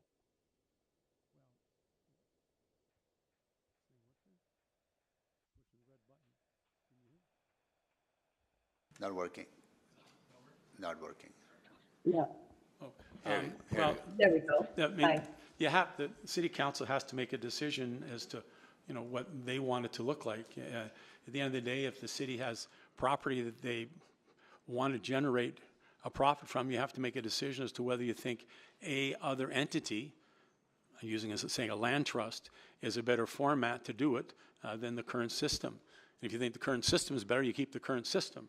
But there seems to be some question from city council as to the effectiveness of the current system. And you would have the information as to what it costs to manage the department, the operations, et cetera, to see whether or not that's a viable option, regardless of whether you have land to develop or don't have land to develop. And with land, then if you have good property that you can make money on, then is your model the best way to develop that land to give the taxpayers a return on their investment? And that's something that the administration can, I'm sure, give to city council as the reality of that. Great, thank you for that. Just very quickly, Mr. Dooling, just a technical question. Where did the University of Alberta Land Trust get their initial capital from, equity from? What was the funding source for that? Thank you, Councillor Stevenson. I just building on really some of what Stephen Mandel, Mr. Mandel has shared. We got our initial capital as a credit facility from the university. So not unlike any private sector owner would say, we want to start a new business line. Let's invest. So they injected some equity. Every business owner in this room on the call will expect a return on that equity. And so it was complete business terms. So if the city were to decide to transfer lands, I think there should be an expectation of a return on that. Of course, it is like any related party, related business, that it is favorable terms, but nonetheless, it is commercial. And so we, on any lands that that have been transferred, we do have to pay for them, and do so whether it's under a head lease or a leasehold interest or a freehold interest, and transfer that back. I think just to emphasize the point that Mr. Mandel has shared, what the city decides to do with that profit on the favorable, profitable lands, they may direct and say to the MDC, okay, so there's some unprofitable land. Please take some of your profits that you generated on the profitable and develop that, because that's city building and social good. So I suggest that for your consideration. Yeah, I appreciate that, and I think that to me is the model that we need to consider. So I think, yeah. Anyway, it's a broader discussion, I think, around that scope and how if we want a portfolio to be balanced out and or even beyond that and be quite profitable, just have that the right composition, I guess. So thank you for that. Maybe just a final last clarification, and I apologize, I'm not sure if it was Mr. Rubottom or Kuna who were presenting, who referenced the level of investment in Calgary, the return on investment, and was comparing that to the level of investment in Blatchford. I just want to clarify your understanding there. My understanding is that we have not invested $350 million in Blatchford to date. It's closer to $185 million. So just wondering if I was misunderstanding that point that you were making. Yeah, certainly, Councillor Stevenson. So I was taking those numbers from, I believe it was an Edmonton Journal article by Keith during not too long ago that referenced $250 million in direct infrastructure investment in Blatchford, as well as the $290 million on the LRT that is close to operational status. So it's the combination of the two. Okay, thanks for that. I'll clarify that with our administration, but I appreciate all the speakers being here today. Thank you. Thank you, Councillor Stevenson. Councillor Salvador. Yep, thank you so much. Maybe just a few more questions, picking up on some of the comparisons that are being drawn between EPCOR and sort of the idea of an EPCOR for land development. Because I guess I see a few key differences, and I'd appreciate some thoughts on that. You know, before we turned EPCOR into EPCOR as it is today, it was already operating with enormous amounts of infrastructure, an existing base of employees, and a broad variety of self-sustaining operations. And then there was, of course, a transition period. And it just seems like those are very different contexts. We're talking about sort of standing up an entirely new entity, not transitioning an existing one. Go ahead, Mr. Mandel. Well, it's not a new entity. I mean, you already have land. I mean, and so it's really putting together a team to develop that land. So it's not like it's starting from nowhere. You put the land in the corporation develops it, puts a business plan together. You know, obviously EPCOR had generating revenue because it could charge taxpayers money or the users money. So this is a bit different, but it still has assets that the city would put in to allow it to function. It would use those assets as leverage to get revenue to develop those lands.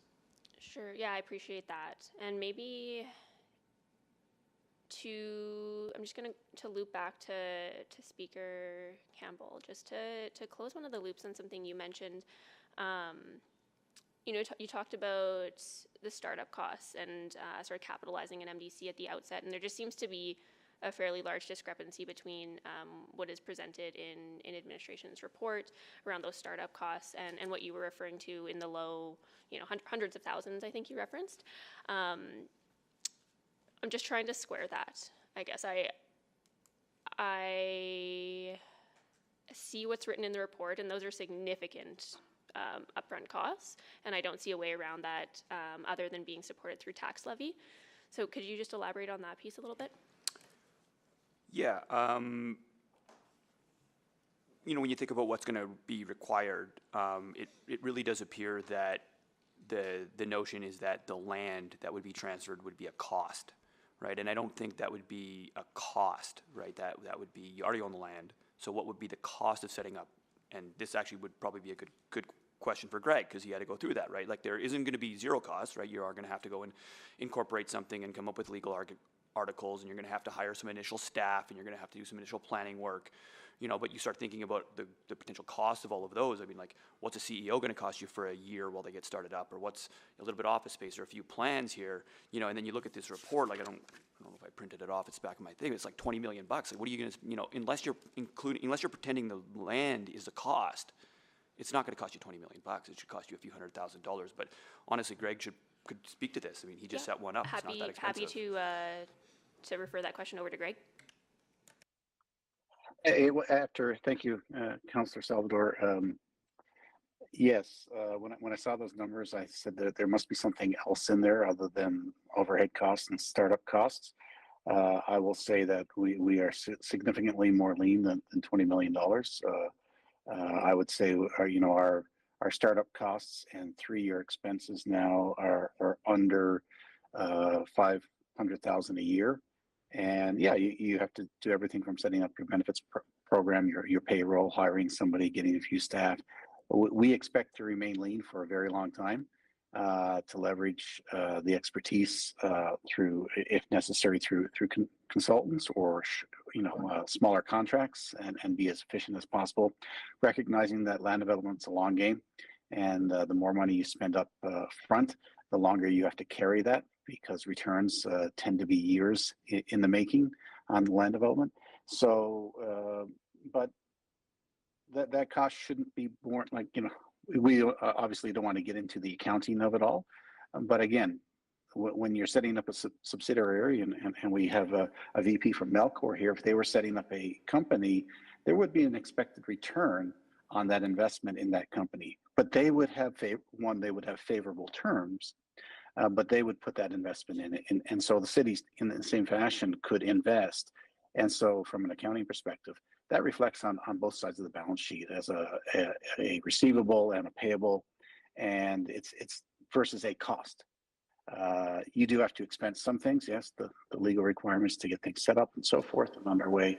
But once you start transferring or selling those assets through to the MDC, to your subsidiary, then those are balance sheet treatments versus cost or expenses. Okay. Thank you, Greg.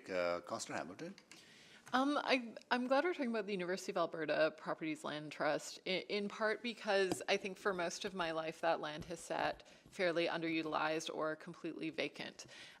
So could you tell me, Mr. Dooling, what the sort of date or timeline for maturation of that investment you're making today?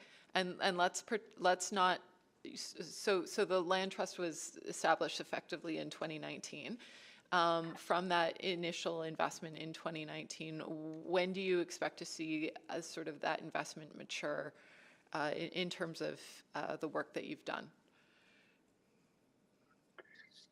Yeah, they structure. Thank you, Councillor. They struck the land trust, or it became active, I should say, in late 2019.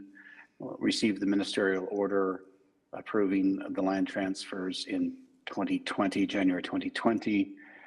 We expect to start, well, actually, we have land for sale today. So we are servicing Michener Park, which is a 32-acre parcel. We started grading last fall. We will complete all the servicing underground and roads this summer, and will be available for construction this fall. And so in the span of 3 years, start to finish, including starting up a company, we have land ready for development.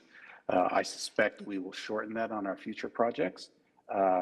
We do have currently under land transfer from the university approximately 300 acres in total, the largest portion being between the communities of Grandview and Lansdowne. We are currently planning that, and I think from which we just started in January, and we expect as well in within that 3-year window, and that's not an insignificant parcel of 230 acres, but over the coming 2 to 3 years, by the time we get into that 3rd year, you start to see construction on site. Thank you. And have you done so? I know the University of Alberta, which is also my alma mater, is the prioritizes climate resilience, innovation, density, compact urban form as part of its sort of larger both corporate goals as a post-secondary institution, but also as its educational goals. And I was wondering if that's reflected or has been reflected in part of your mandate to set up the land trust.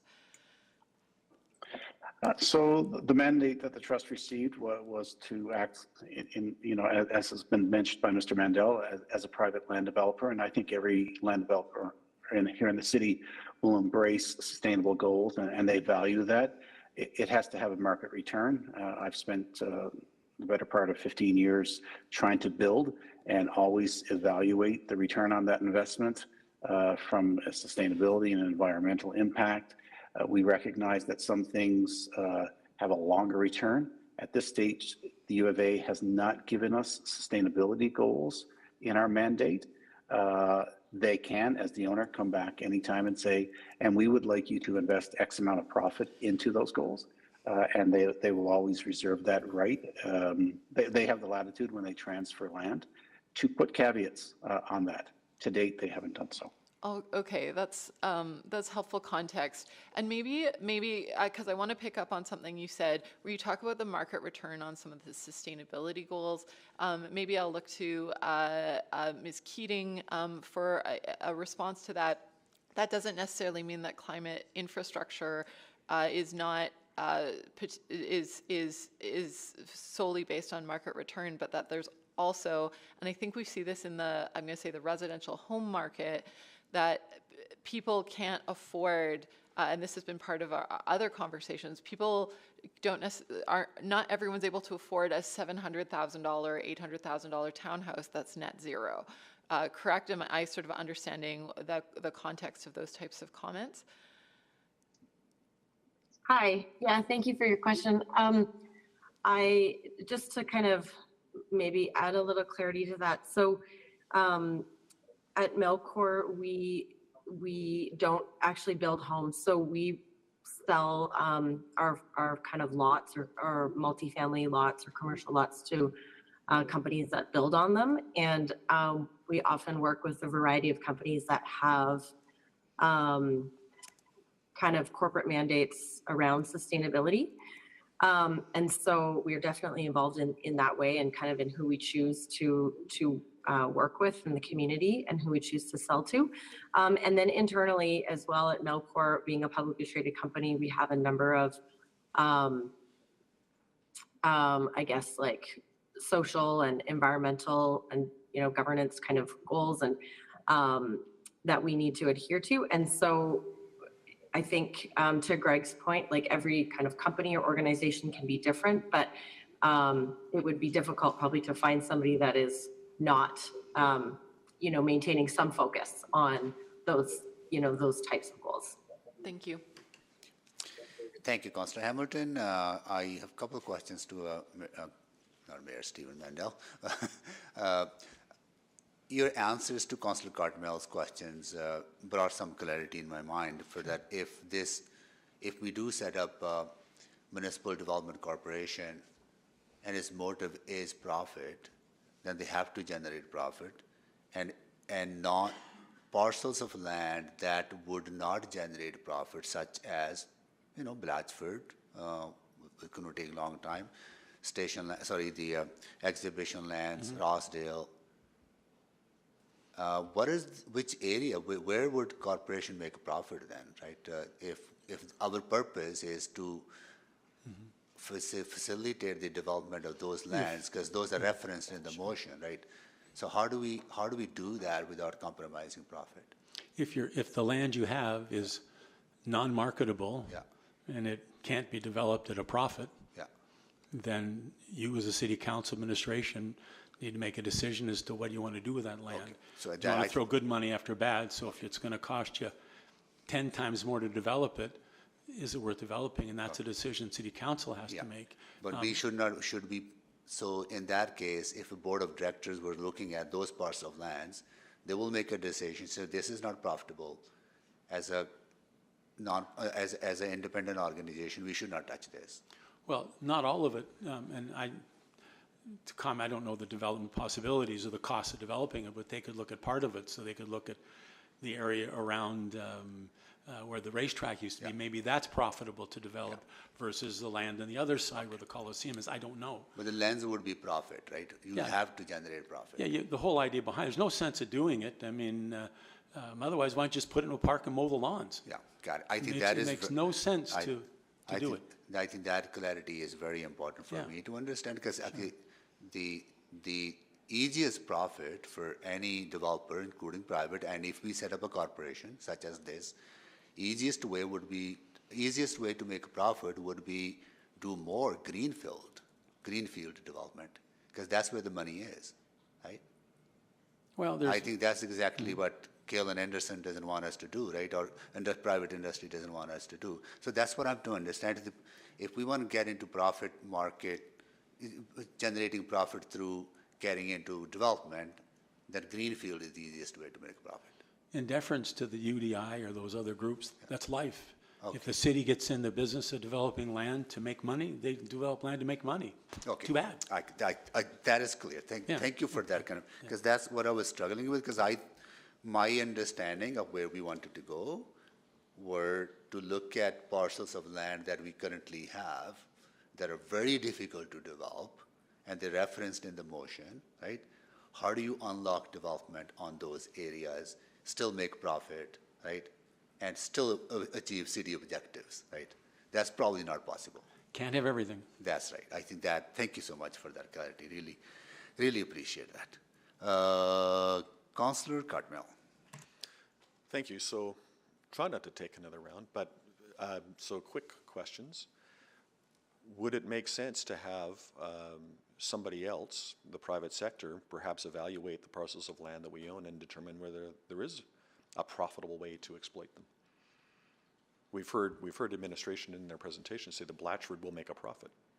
I'm assuming that when you started the process, you looked at the land and put together some pro forma that was good or bad.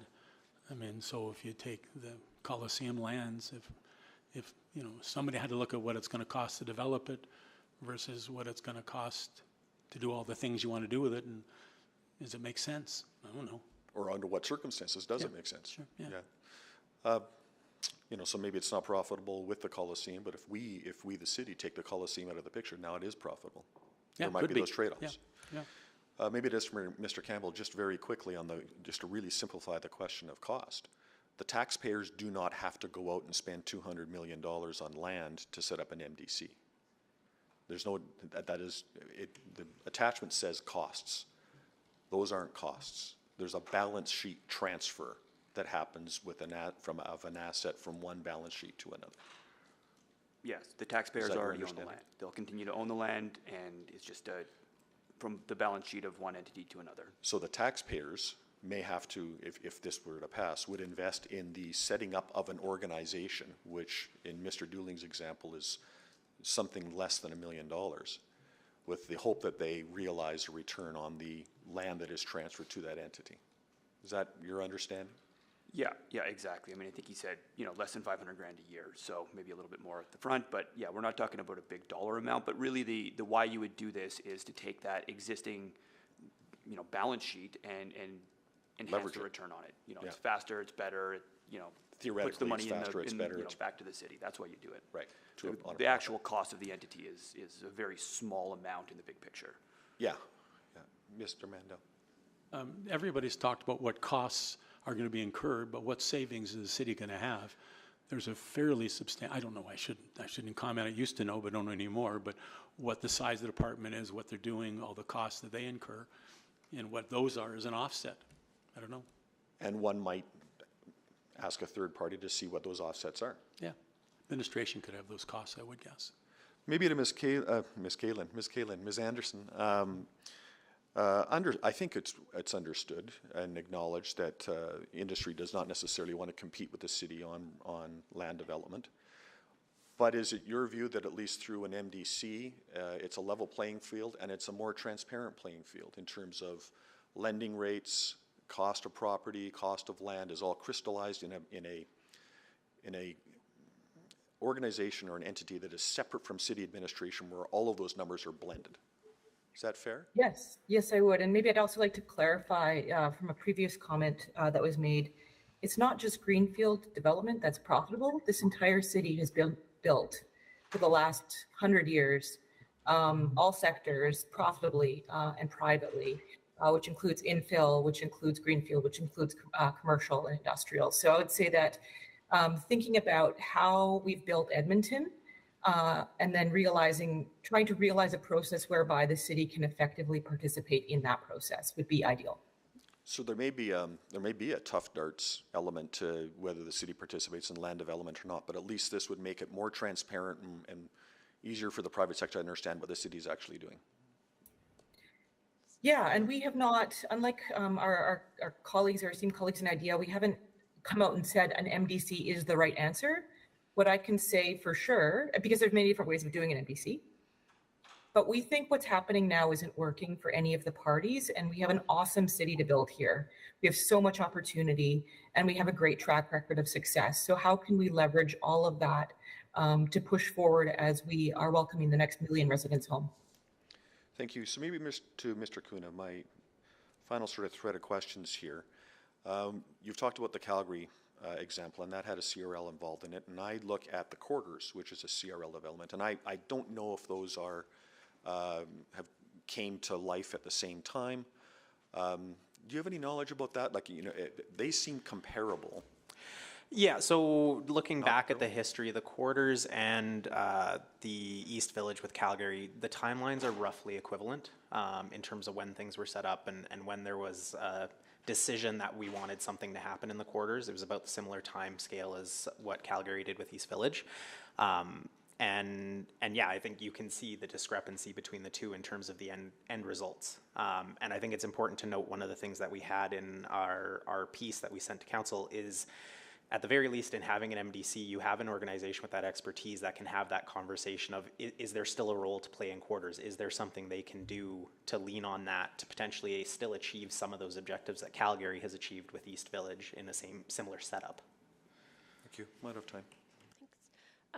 Councillor Hamilton, please go ahead.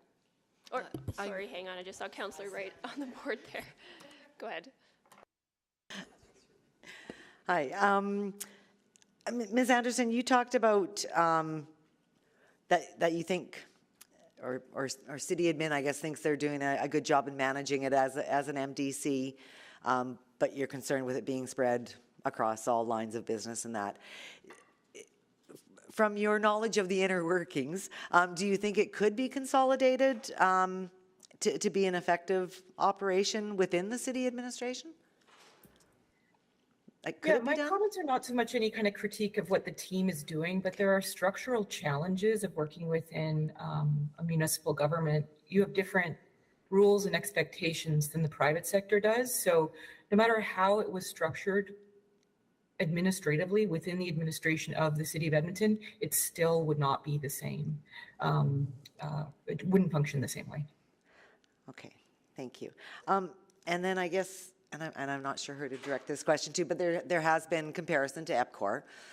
But I mean, EPCOR has the ability to diversify across, you know, they do globally, right? They've got investments in that in the US. With the MDC, it would just be specific to Edmonton land holdings, right? I can take a stab at that, Councillor, right? So yes, the MDC, we would expect the mandate would be focused on Edmonton, as that's where the concern is right now. I think it's important to also note, though, that the flexibility that an MDC gives you currently would be able to look at all the different elements of land development within that. So it may make sense for an MDC on a certain parcel that's moved over a certain piece of exhibition lands or Blatchford. Maybe they undertake the vertical development. Maybe that becomes an ongoing revenue generator for the MDC and through that for the city. So they wouldn't be able to geographically diversify, but they could diversify functionally within the Edmonton geography that they're working within. And is that enough diversity to reduce any risk to the MDC? I think there's a case for that. My understanding, I believe it was the University of Calgary Properties Group. That was actually one of the first pieces they developed within their university district development, was actually to complete the vertical development on a commercial parcel that then became an ongoing revenue source that effectively covered their operational costs on a go-forward basis. Okay, thank you very much. That's all I have.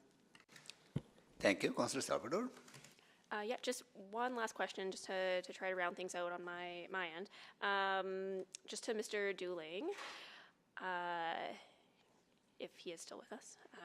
I don't see him on the screen, but we heard, you know, in general about how an MDC is potentially a more effective model as a business, generates a better return on investment, allows for more private sector involvement and expertise.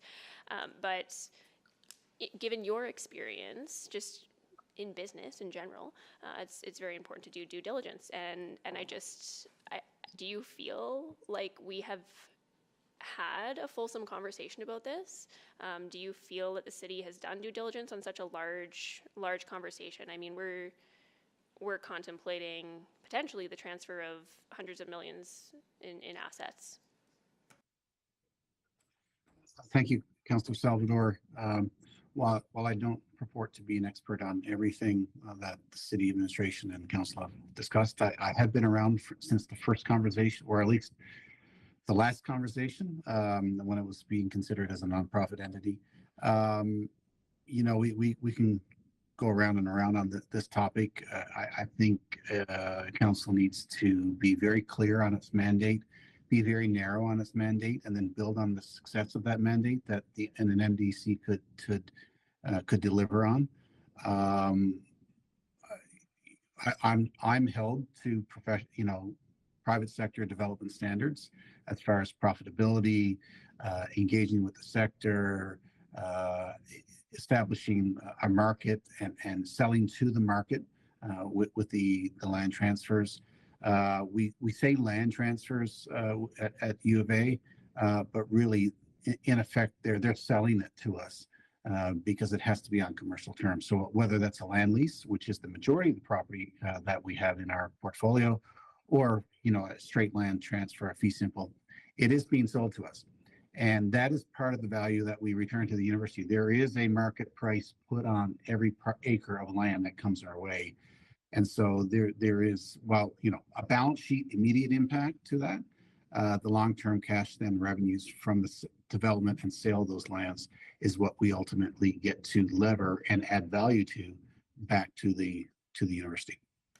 Okay, thank you. And maybe just to Ms. Anderson, similar question, do you feel that the city has done its due diligence up to this point and has the information it needs in order to outline what a clear mandate would be for an organization like this? No, I do not. No, I do not. And that's one of the reasons why our recommendations in our submission before you today are to actually undertake that due diligence. My understanding is that this is really the first conversation that you're having since 2017. And I don't think that you should model after 2017 where it took 4 years of conversation, but it'll take more than one. And I do think that having an independent kind of proposal put together or evaluation or research, you definitely would need that before undertaking a change of this magnitude. I don't think that what you have before you today is sufficient. Thank you. Thank you, Councillor Salvador. I think Councillor Hamilton, you have questions for administration, right? Yeah. Okay. A couple of questions. Start with Kaylin Anderson.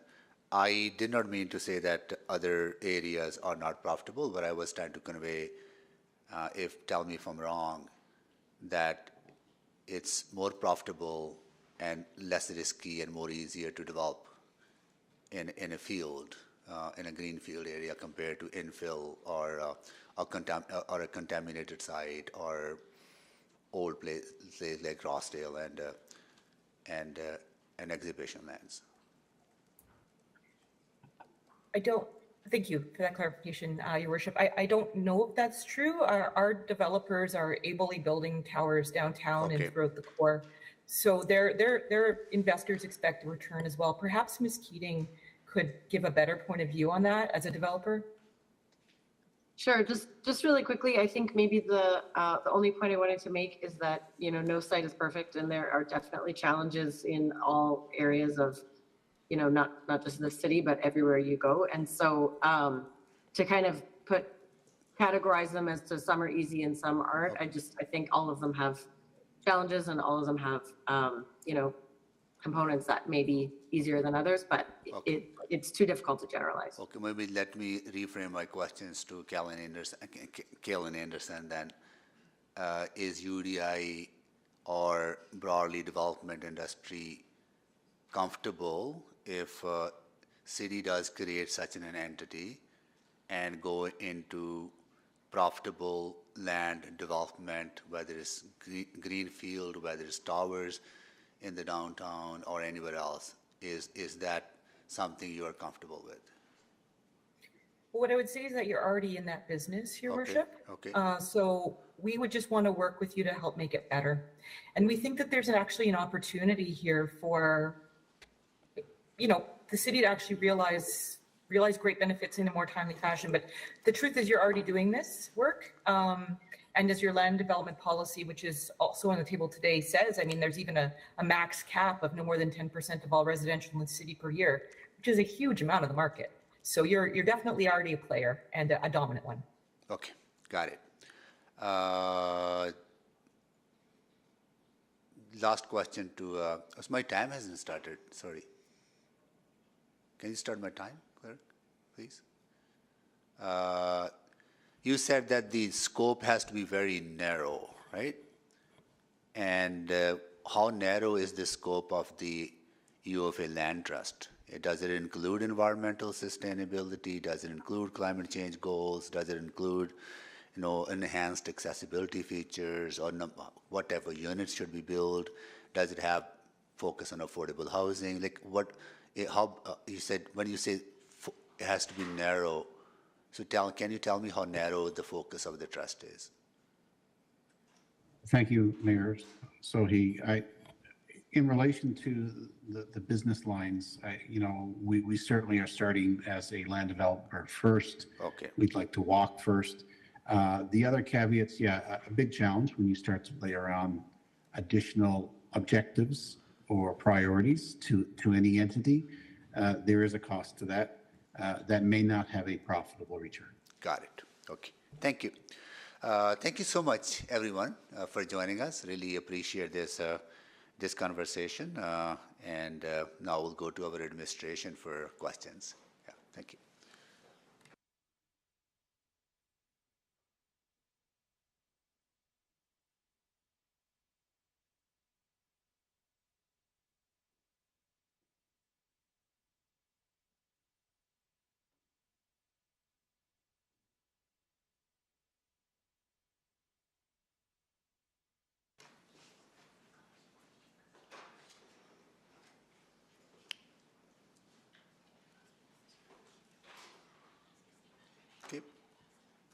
Are we ready?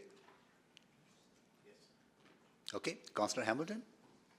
Thank you. And I'll preface this by saying that I've heard some of the conversation today. I think there's a lot of outstanding questions, and I do have a motion that I can make at the appropriate time that will, I think, help us maybe clarify and get a sense of what potential next steps might be.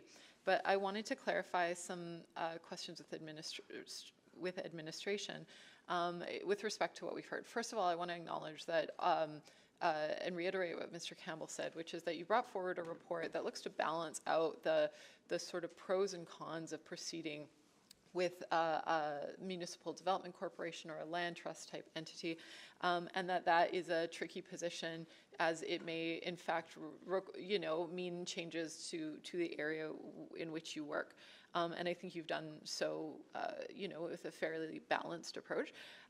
So my question to you, coming from that perspective, is one of the points that was brought up was access to private capital in terms of lending, in terms of tranches of money that aren't normally available to the public sector. Is that a consideration for you or a challenge when you are, for instance, trying to find sort of capital to develop out projects? So from our perspective, when we're dealing with land development, we're not purposely going out to attract other and leverage other financing. There may be an opportunity for us to explore that moving forward. That would require exemptions from council and our debt policy. But the way we've been operating is to really work through a self-sustainable model. And so we've developed greenfield land for a large portion of our history. We're now able to use some of the revenue from that to help advance and unlock other lands that are a lot more challenging, such as exhibition lands. That's just a key example. In terms of seeking out those exemptions, would you have to do it on a per project basis? Yeah, I think if we were going to look at leverage external financing, and I'll use a partnership, but not an actual partnership, but if we were to look at leveraging external expertise and financing, it would need to be done on a case-by-case basis for sure. Okay. And what about, maybe you could speak to some of the considerations when people talk about some of the, I think, public sector challenges. Trade partnerships, for instance, have a huge impact on the cost and rate at which we can procure basic materials. And I'm wondering if perhaps you can speak to that as it relates to current developments. Maybe I'll start and then I'll pass it over to Neil. Procurement can be a challenge for the city for sure, but one of the ways that we've been getting around that is to make sure that we have standing orders that are in place for a lot of the work that we deal with regularly, so that it allows us to have a little bit more flexibility and quickness in terms of advancing different projects. When we've moved forward on, especially our greenfield residential portfolio, we've been able to move that really quickly. And then once we've developed that land, once we've had those lots serviced, we've been able to list them really, really fast as well, which has generated lots of revenue for the city. So it is a challenge in some ways, but we are still able to find different solutions that can make it that much quicker for us to advance it. And I might just quickly pass it over to Neil, if that's okay. Sure. That covered most of it, but one important consideration is an MDC is still subject to trade agreements. It is an extension of the city, so it is still subject to all those trade agreements. Everything has to be done procurement publicly, including entering into finding development partners that it would want to work with, procuring consulting services and construction services. So they might have a more streamlined process, but they do still have to abide by the trade agreements. Okay, that's also helpful context. All right, I'll come back on a second round. Thank you. Thank you, Councillor Hamilton. Councillor Salvador. Yeah, thank you. So I'll just start with some pretty basic questions, I guess.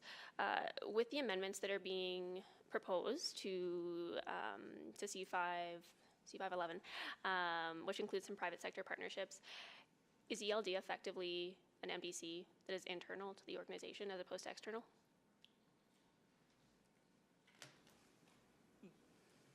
Is ELD essentially an MDC? That's the question. So I think the way that I would phrase that is we're operating as a collective unit within the real estate branch. And so we are not an MDC at this point in time.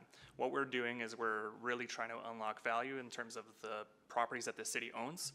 We have gone through conversations in the past that streamline our process, where we now have exhibition lands, river crossing, surplus properties all within the real estate umbrella. So we have a singular focus in terms of advancing those. We make sure that we can unlock properties. We've used the REAC Advisory Committee as a way to make sure we get private sector input in terms of how do we unlock and maximize value from our surplus lands. And so I wouldn't characterize us as an MDC. I think an MDC really is that external entity that would be out there, and they would have a specific mandate and focus. But our policy, as we've outlined, just shows what it is that we're looking to achieve and making sure that that's in alignment with what council's expecting. Yeah. And I would just add, Councillor, that I would, agree it's not an MDC. One of the other key differences is the procedures with committee and council, because we would still have to go through our procedures with committee and council. That would not be required, I think, if we did form an MDC. Yeah, that's another key difference. That's an excellent point. Well, thank you for that answer. And I guess one of the questions that is on my mind is, starting from a place of what is the problem that we are trying to solve through this conversation, and let's assume that it is the pace of development. And one of several of the advantages or benefits that are consistently raised when it relates to an MDC is more nimble, flexible, better able to attract private development. But when I look at the changes that are being proposed through the policy changes to C511, I guess I see a lot of those we're attempting to address those barriers. Can you talk about that? And in particular, like the private sector involvement. It looks like there are going to be more regular reporting periods to assist with some transparency. Thoughts on that? Yeah, I'll start with this, and I'll definitely pass this over to Neil as well, just to elaborate a little bit more. One of the key things that we're looking at and changing in our policy is how more innovative we can be in terms of working with other partners out there. And so whether that's through contractual arrangements, something that we're definitely considering on specific areas such as exhibition lands. We know that that's a large area of redevelopment potential, and when we set that up in terms of the actual implementation plan, we did try to make it clear that the city's main role in that development, which is slightly different, is that we're doing site clearing, we're doing site prep, but we're looking to work with development industry to have them come in and use their expertise to ultimately rezone in alignment with the planning framework. So we will definitely be looking at what kinds of ways we can enter into those types of arrangements.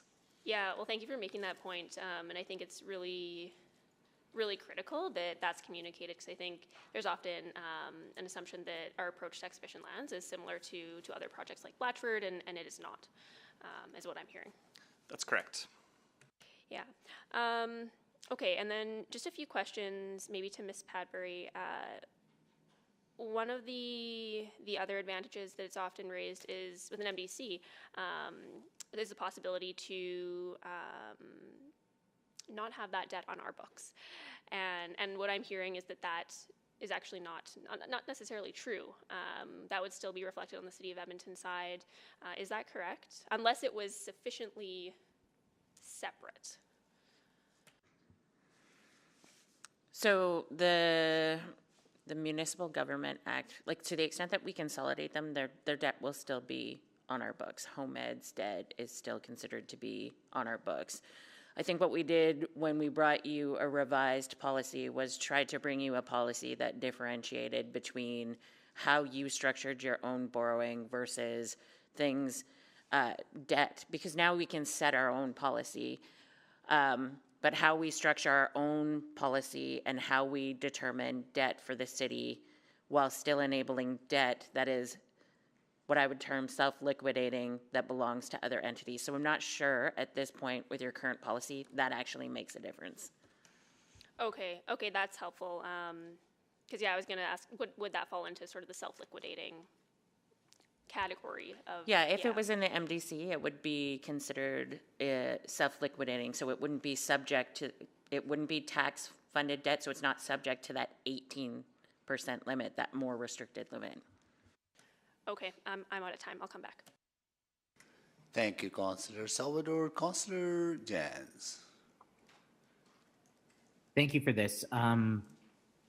One question that I had was, I really liked how Mr. Mandel put it in terms of, are we happy with what's happening? And if not, what do we don't want to do instead? And I guess when we're talking about being happy with what's happening, and maybe this is to Ms. Padbury, or maybe it's to another administration person. And I'm going back to budget. If I recall, Enterprise Lands is going to be very profitable in the near future. Like, we're going to be seeing, I think one estimate had over $120 million over the next 20 years. Am I misremembering that? No, you're correct. The enterprise land development work is very profitable. Our Laurel 22 stage that we developed this past budget cycle had a profit margin of 50%, which essentially means we doubled our money that we put into it. Our Southeast industrial development that we developed also over this last budget cycle and are almost currently sold out of, or everything's in agreements, that had close to a 40% profit margin, so almost doubling our money. So yeah, that work is very profitable, and that work is what's being used to prop up exhibition lands and river crossings, so that there is no tax levy funding that is used for that. It is all funded through the profits received and the revenue generated through the ongoing greenfield land development work, and a portion of the sales revenue that it itself will create, but it's really subsidized by that greenfield work. And essentially every single dollar we make in profit contributes to keeping the tax levy down, which we've heard from some of the speakers today is a major concern for them. So certainly we want to be mindful of that. I had a question about partnerships. Are there any partnerships that the Calgary Municipal Lands Corp are doing that we are unable to do with the amendments contemplated in C511? I will take this, and I'm going to maybe be a little bit coy with this because I'm not sure how much information I'm able to share, but I've had multiple conversations with them. My understanding is that they have been open to partnerships.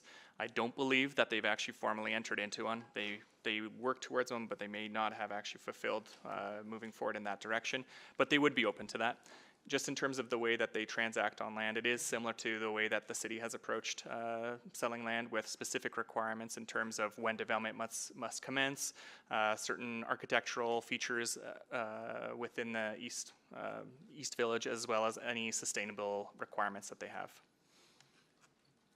So with the amendments contemplated to C511, is there anything prohibiting the Enterprise Lands Department from creating new partnerships or endeavors?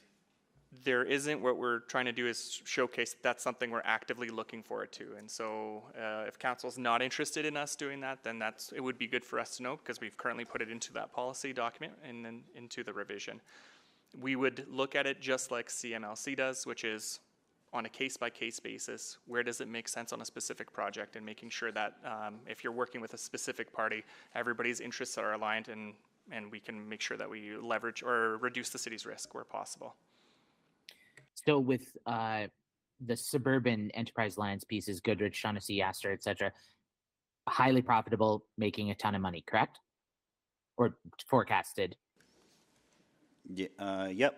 We're currently in the process of getting a lot of that work started back up, because we were in abeyance for the past 4 years, so we weren't able to advance work. So a lot of that work is gearing up, and starting at the end of this construction season, we expect to be having construction out there. So hopefully selling lots next year or the year after, and yeah, it'll be quite profitable.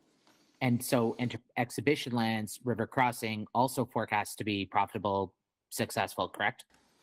No. No? Exhibition lands is a project that we anticipate will be lucky if we break even when we develop that and sell it. That's why it needs the revenue coming from the greenfield to prop it up. River crossing is very unprofitable. We're looking at development costs that could potentially be double what we expect to receive in terms of land sale revenue. A large reason for that, though, is we're incorporating some road redevelopment and infrastructure upgrade, like River Crossing Road, or not River Crossing, Rossdale Road is something that we're including in our project boundary for redevelopment and funding to redevelop that road, but it doesn't necessarily need to be done for the land development piece. So we are incorporating some things that might fall out of what, say, an MDC might take on. Okay, thank you. Thank you, Councillor Jens. So just want to understand, like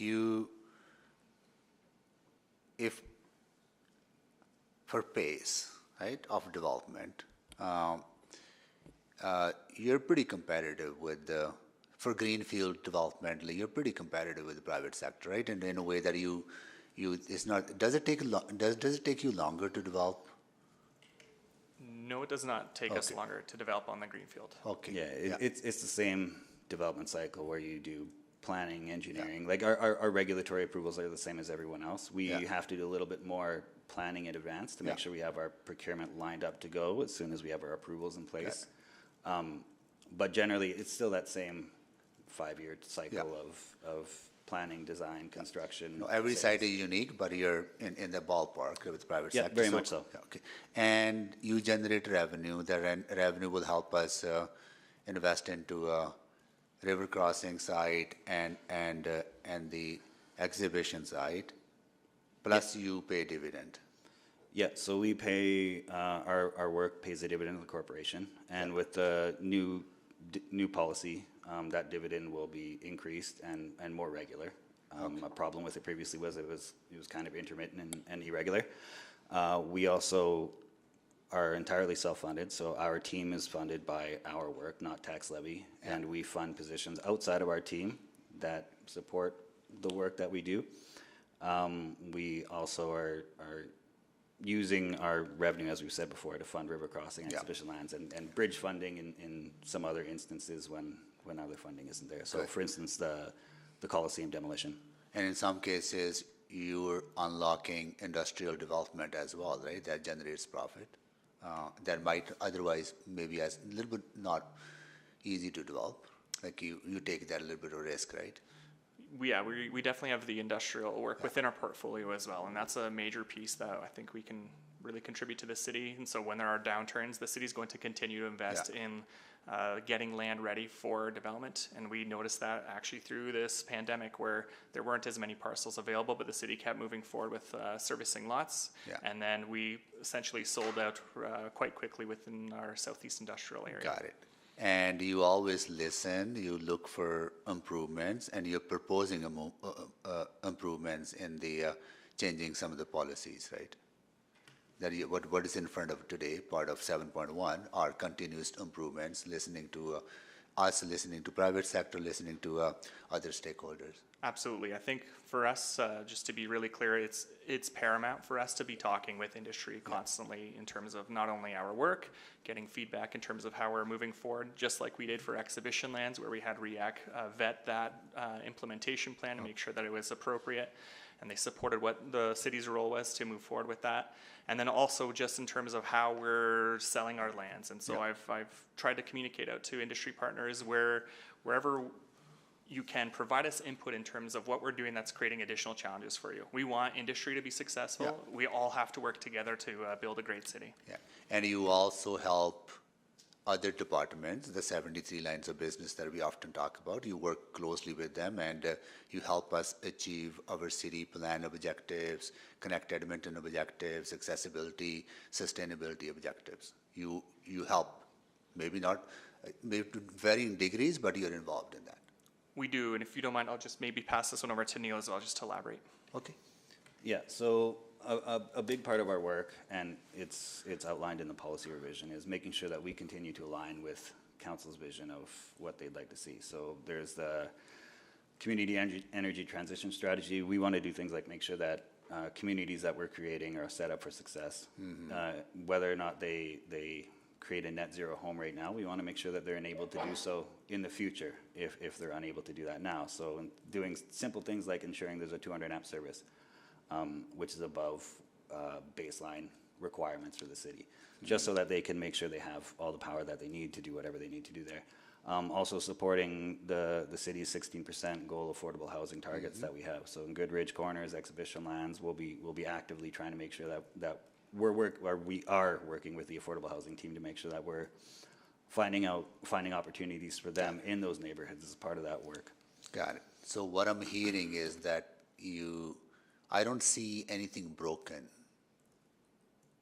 that we're trying to fix, So that, I know this is not a question to you, maybe to city manager, you have confidence in this department, in this branch, that they're delivering on the mandate? Yeah, I do, Mayor, and I also, but we also believe in continual improvement. of And I think course. the policies that we're implying or we're looking for change on need to be considered.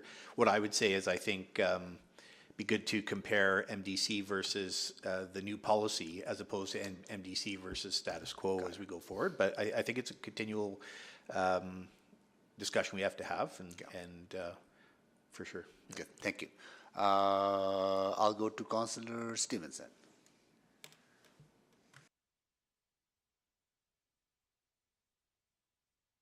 Councillor Stevenson? Hi there, sorry. I've got a few questions to go through that are a bit all over the place. I apologize. Maybe Mr. Corbell, just to start with you and thinking of OP12, recognizing your initial comments. I guess I see two pieces here. So first of all, just to confirm my understanding, there is currently no cost to the taxpayer for these activities as it's currently structured. Is that correct? It's self-funded? Yeah, I mean, I would say there's a cost because there's a cost to operating every element of administration, but yeah, we have that kind of in our status quo right now, but there's no additional cost. Right. Yeah, and so just in terms of this idea of realizing cost savings by externalizing it, that those might be a bit more indirect. Is that a fair statement? Yeah, I think we'd have to do more work on it, but maybe if I could take an opportunity, because I believe there was some sort of, there were some implications in some of the speakers' questions and answers perhaps about the costs in the report. And I just want to be very clear on this because, we in no way have tried to inflate the cost. The cost in the report talks about $3.7 million for startup costs and operating costs for a 3 to 4 year period, which is right in line with what industry said would be roughly the cost. We did want to show, though, that yes, there's a land transfer value, which is there at 17.9, and then and we didn't even adjust the amounts from 2015 to 2023. So we have in no way tried to inflate the cost, and I just wanted to make that point clear, given some of the comments. And maybe if I can just clarify one thing, Councillor Stevenson, just to your early question, enterprise land development runs as an enterprise operation. It isn't subsidized by the tax levy. Decisions that you make on the MDC might then have implications on funding that impacts the tax levy if, for example, we were to have to do things, fund things from the tax levy side to make it clear, let Coliseum as an example. If land enterprise doesn't deal with those types of things, then what we have to do is have the tax levy deal with them. Yes, yeah. Okay, so there's sort of those financial implications. And I think another aspect of OP12 is looking at streamlining lines of business and really focusing our resources. So just, again, to your point, Mr. Corbold, there is a time cost in having this line of business in our organization. I mean, Ms. Padbury, that takes up some of your time, Mr. Corbold as well. Like, can you elaborate on that a little bit in terms of what that means for our organization? Yeah, I mean, I guess I would say that I am looking at through every new initiative now through the eyes of OP12 because I've been asked to find $300 million, 60 million cuts, 240 that we transitioned to priorities, and the 4 priorities identified in that transition don't include development. Although they do include housing, so that's an important understanding to make as well. So I just look at it through that eyes. I also look at it through the eyes of work and cost. Every ABC that council has created costs us money, and every ABC that council has created comes to us every budget and asks for more money. And so that's just a reality. Now, I do believe that there is potential in an MDC where that could eventually, operating at high speed over a few years, could be sort of self-funding, which is why I think it's still important to consider this as a possibility. But with my OP12 lens on, I do see, even the $3.7 million cost, and that's more cost now to me finding the 60 million that I have to somehow absorb to get this done. So it's just a factor. I'm not trying to make it heavily weigh the decision one way. It's just a reality. The other notion I heard a bit on some of the commentary is, if we develop an MDC, then, there's no work for administration. And I would also say that every one of the ABCs that we have causes significant work for administration. We're happy to do that work because we collaborate and work with them. But it doesn't become just an entity on its own that we never have to deal with again. And is that, I take that Sorry, point. time. Is that, oh, I can't see my clock. Thank you. We have to come back for a second round. Okay, we are at 11:57. We'll stop here and we will come back at 1:30.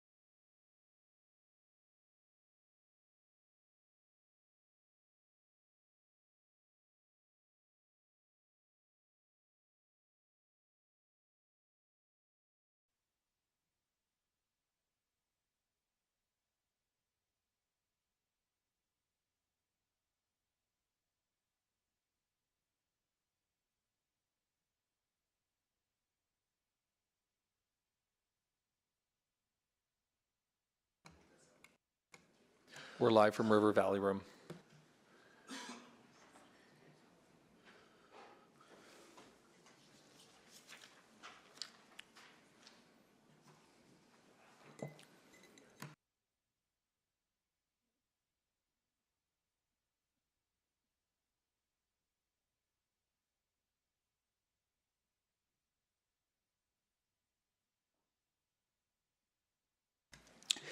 All right.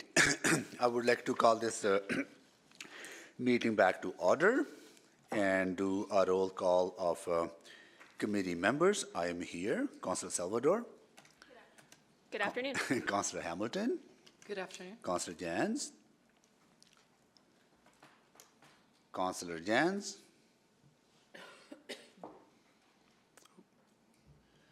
Councillor Wright.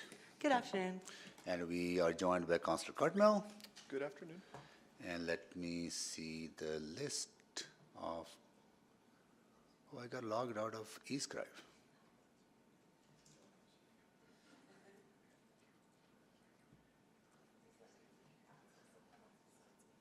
Just give me 1 second.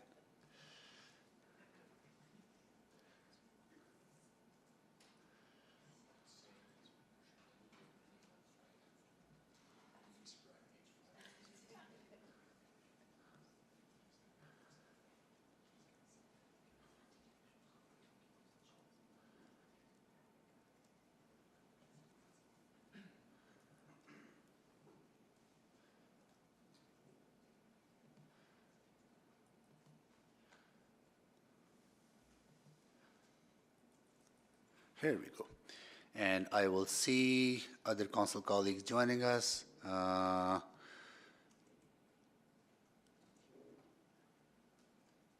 Councillor Rice. Good afternoon. Councillor Principe. Hello. Okay, so that's it for now. So I think what we should do, because we have two items, 7.1 and 7.2. Councillor Hamilton has a motion on 7.2. What I'll do, I'll move the recommendation in 7.1. We can deal with that. Then we'll come to a motion from Councillor Hamilton on 7.2. Councillor Jans is here. So I'll move that the executive committee recommended to council that city policy C516B, land enterprise dividend policy, be repealed, that the revised council policy C511A, land development policy as set out in attachment 1 of the April 14, 2023 Financial and Corporate Services Report FCS 01094 be approved with the effective date up on approval. Okay. But we can still ask questions on this or 7.2 as a free flow. I'll go to Councillor Hamilton. Thank you. Oh, wait, but this is, I don't have questions on this. This is, yeah, I have a motion on 7.2. All right. Councillor Salvador. Don't have questions on this one. Okay. Anyone else has any questions on this? See, then we can vote on this. Okay, I will call the vote.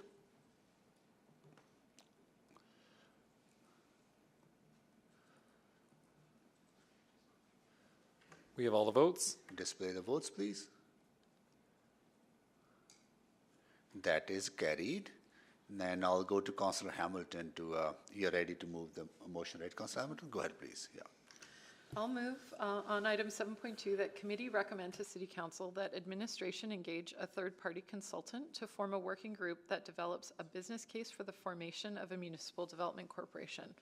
That includes assumptions of a governance structure based on a for-profit model with the City of Edmonton as sole shareholder and a shareholder-appointed board. B, a mandate to develop all city-owned land except river crossing and provide an industry-standard financial return to the City of Edmonton. C, an operating environment that does not benefit from preferential lending, guarantees, or property tax assessments. D, an expectation that, like any other private sector entity, the Municipal Development Corporation would comply with all city plan goals, zoning, and related land development policies and bylaws.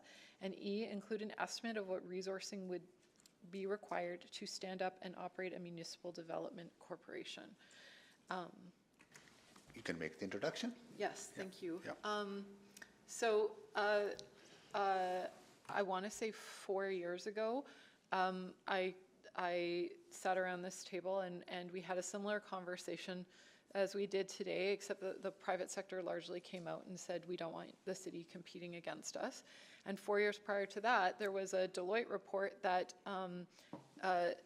came to a slightly, or was provided to council to debate the premise of forming an MDC, a Municipal Development Corporation, and council chose not to proceed with it at that time, and instead chose to develop to form the Community Development Corporation. So this is the third time around in sort of my experience on this, and I remember when Councillor Stevenson was elected to council, she asked me about it, and I handed things over and said, why don't you give a crack at it? Because this notion's been around for a long time. Where this is coming from today is that we heard a lot of discussion about the potential benefits of a municipal development corporation, and we heard a lot of discussion, and I think good discussion about what some of the potential drawbacks might be. Where I think, and I think some of those questions are still very live, and I don't know that we have an answer right now as to whether or not it is objectively the right decision or the wrong decision for the city, and for us to steward the asset that we have in land development. I think developing a business case in a neutral fashion from a third party would give us some answers to some of these questions and help us understand if this would be a way that we want to go sort of develop this asset. I would know that this is sensitive, I want to say, based on some of the discussions around OP12. I think it's not just about finding more revenue streams, but also making sure the revenue streams we have now are optimized, and that we're getting the most out of it, that essentially our business operating as is sound. So I think that there's definitely a opportunity here in terms of getting a better understanding of what we are trying to do with this asset as a city without making a decision on whether or not to proceed. As I said to some of my colleagues, most business cases in the private sector fall apart at the business case stage because you just can't make the numbers work. I think what we need and what I hear in our discussion is a need for a better understanding of how the numbers are working and would work going forward. So I'll leave it there and I'm open to questions. Thank you. Thank you, Councillor Hamilton. Councillor Salvador. Thank you. And would now be an appropriate time to ask questions more broadly, not specifically just on this motion, Mr. Chair? Yeah, Is that, you okay. can ask questions on this or report or. Yeah. Okay. So maybe just want to close a few loops. So committee just moved forward with the changes to C511.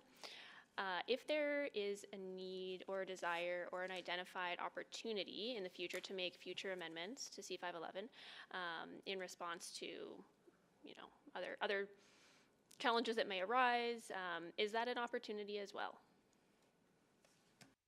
Yes, there's always opportunity to change policy and set direction. Neil might be able to speak to just in terms of the timing of when we anticipate coming back with the next review of that, but go ahead. In the policy itself, it says every 5 years for a review. But I think if council wanted to look at something sooner than that, I'm fairly certain they could direct that.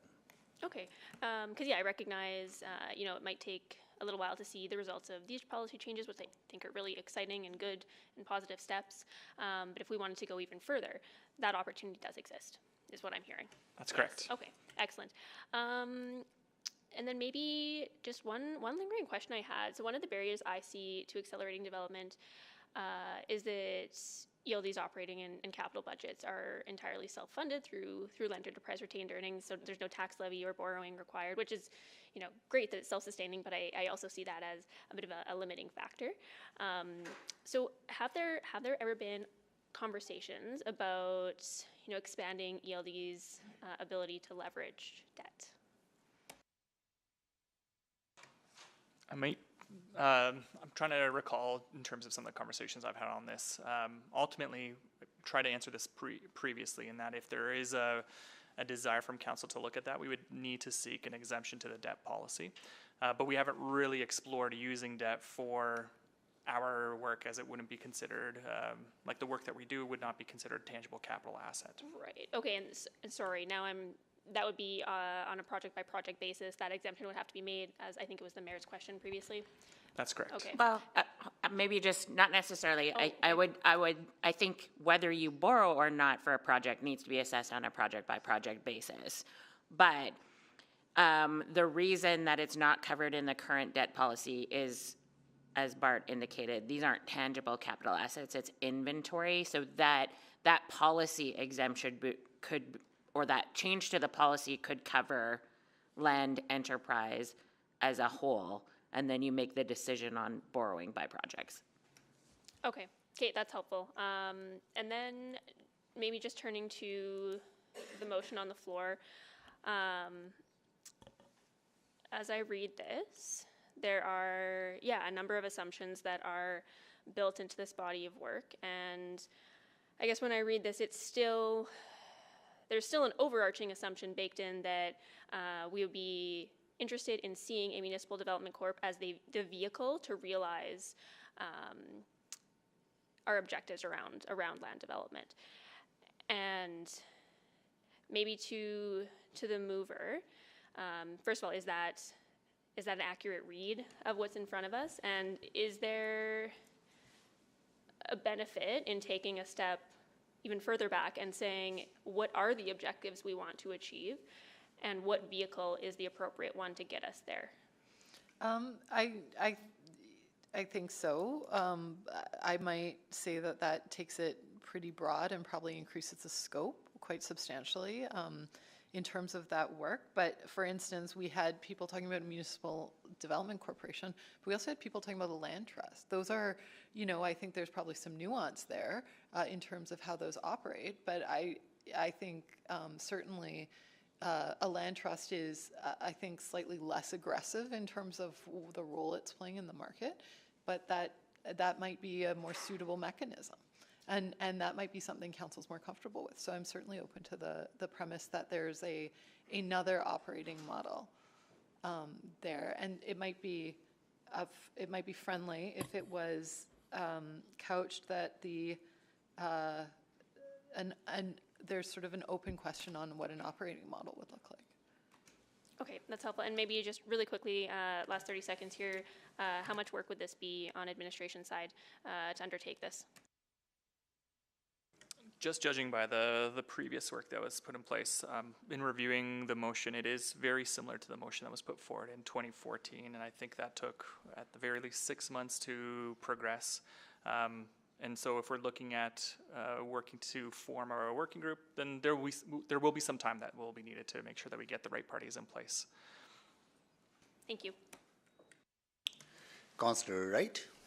Hi, thank you to the mover. I guess who do you see as being part of that working group? Just administration or in consultation with developers? I think there'd be probably that's fairly open. Administration would have to be at the table, and they do come with a lot of knowledge. But also the private sector would have a different lens on it. And there's probably, for instance, it might be desirable to see, for instance, someone from Calgary Land Development Corporation or the University of Alberta. So there might, I don't want to, the reason it's not prescribed here is to leave it open so that you can get that mix. Okay, yeah. Okay. And then to administration, I guess the cost, is it within budget to do this 6-month or longer project? To be fair, we have not budgeted to do this type of consulting work. So that might be a consideration for council as well in terms of where that may be funded from. Okay, and then the human resources aspect as well, the people involved, right? Yes, but I take mean, more. if it's the will of council for us to explore that, then that's what we will do. Okay, and I'm just. Yeah, I would say, Councillor, that we can do this with our budget. I would look at how, but yeah, I don't know exactly which way we would do it. But what would that take resources away from? Well, I mean, I think if this passes, it's a demonstration this is a priority for committee, and so we would prioritize it to be done with all the other work. But yeah, it could be done, I think, in that time frame. Okay, and how long have the other, besides the enterprise lands, how long have the other, I guess, assets sort of been under your purview? So Rivers Crossing and exhibition lands. Do you mean under the real estate branch's purview? Yeah, or So the exhibition lands on River Crossing, I think, came to real estate to develop. I guess my question is have you had the chance, really, the time to sort of use the learnings and the success from enterprise lands and transfer that over to the other properties? No, so yeah, those projects came to us in 2020. Since then, we've done some planning work and technical studies to understand exactly what we're getting ourselves into with those projects, and those are coming to a close. Our profile we didn't have a capital profile to advance any work in the previous budget cycle because it came towards the end of that, so we've just got our profile approved now with this cycle. So yeah, now we're starting to advance work, and so yeah, we haven't actually been able to demonstrate all of that yet because it's just been too short. With River Crossing, it's even more so. We don't actually have direction from council on like a level of comfort for developing River Crossing yet.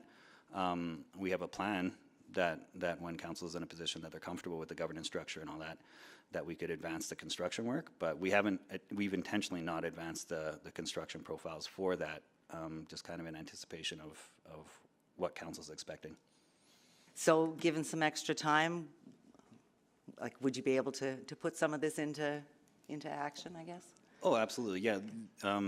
These projects are ready to go. Like enterprise land is underway. We're advancing work on that. Exhibition lands, same thing. We have consultants that we've retained that are doing some studies. We're going to be starting clearing site prep right away, and then looking at getting consultants for design and construction. So yeah, those are all ready to go. And as soon as River Crossing is in a place where it can start development, we will bring forward capital profiles and immediately start work on those as well. So yeah, with time, that'll all get done. And with these policy changes as well, now that would also help to move things forward? Yes, I think having the approval of the policy, it really makes us know that council supports sort of where we're going and how we want to be looking at both city building objectives and sustainability of the entire program. So that's fundamental for us to allow this work to progress. Okay, thank you. That's all I have. Thank you, Councillor Wright. I have a few questions. So, under the current land enterprise model, the way they work, you benefit from preferential borrowing because city has a preferential borrowing rate, right? Land enterprise doesn't borrow. Okay. So we are solely funded through the revenue whatever generated you got. by- Then so all retained earnings and you invest them back, right? Yeah. There's no borrowing or tax levy subsidy. Okay, so you're not. I think this is something that we heard that you have a cheap capital compared to private capital, right? So I just wanted you to comment on that. I mean, all we use is the money we have, so we aren't borrowing it, so we aren't paying interest on it. So I guess in a way it's good. Cheap.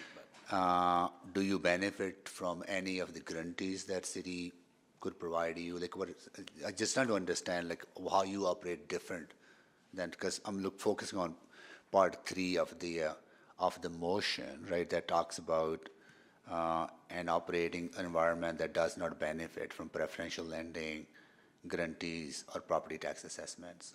How do you benefit from those? I might be able to answer that question. So right now, the land is owned by the city of Edmonton because it's not a separate legal entity. So the city of Edmonton is tax exempt from municipal taxes.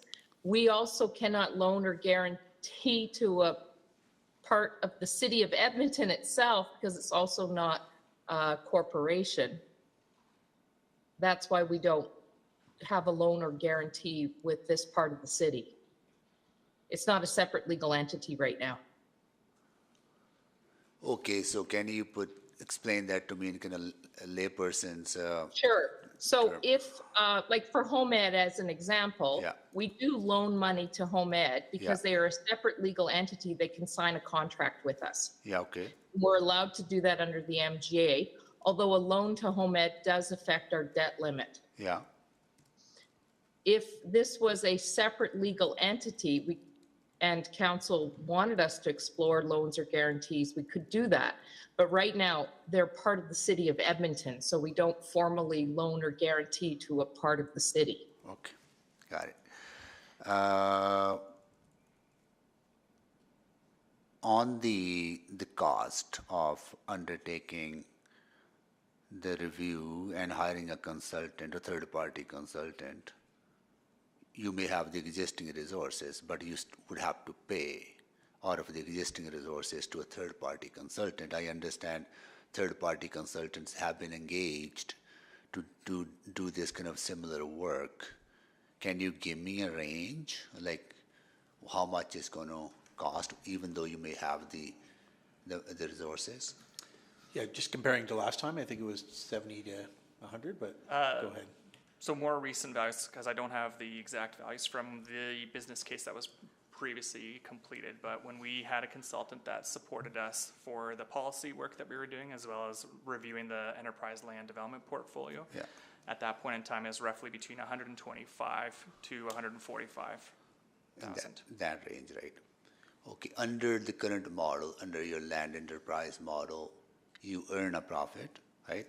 That's what a non-profit organization will do as well, right? You earn a profit. Correct. Okay. Maybe question is to the mover, but I understand from land enterprise, this is what the motion says, create a non-for-profit organization. How would that be different from the way our current land enterprise makes profit? I'm sorry, I'm not sure I understand the question. But when I look at that, hire a consultant working group to develop a case for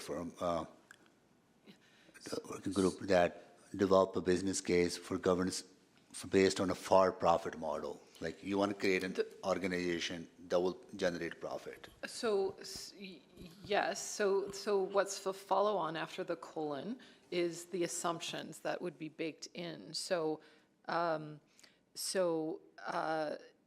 build the business case around these assumptions as discussed, and using those assumptions then see if the business case works.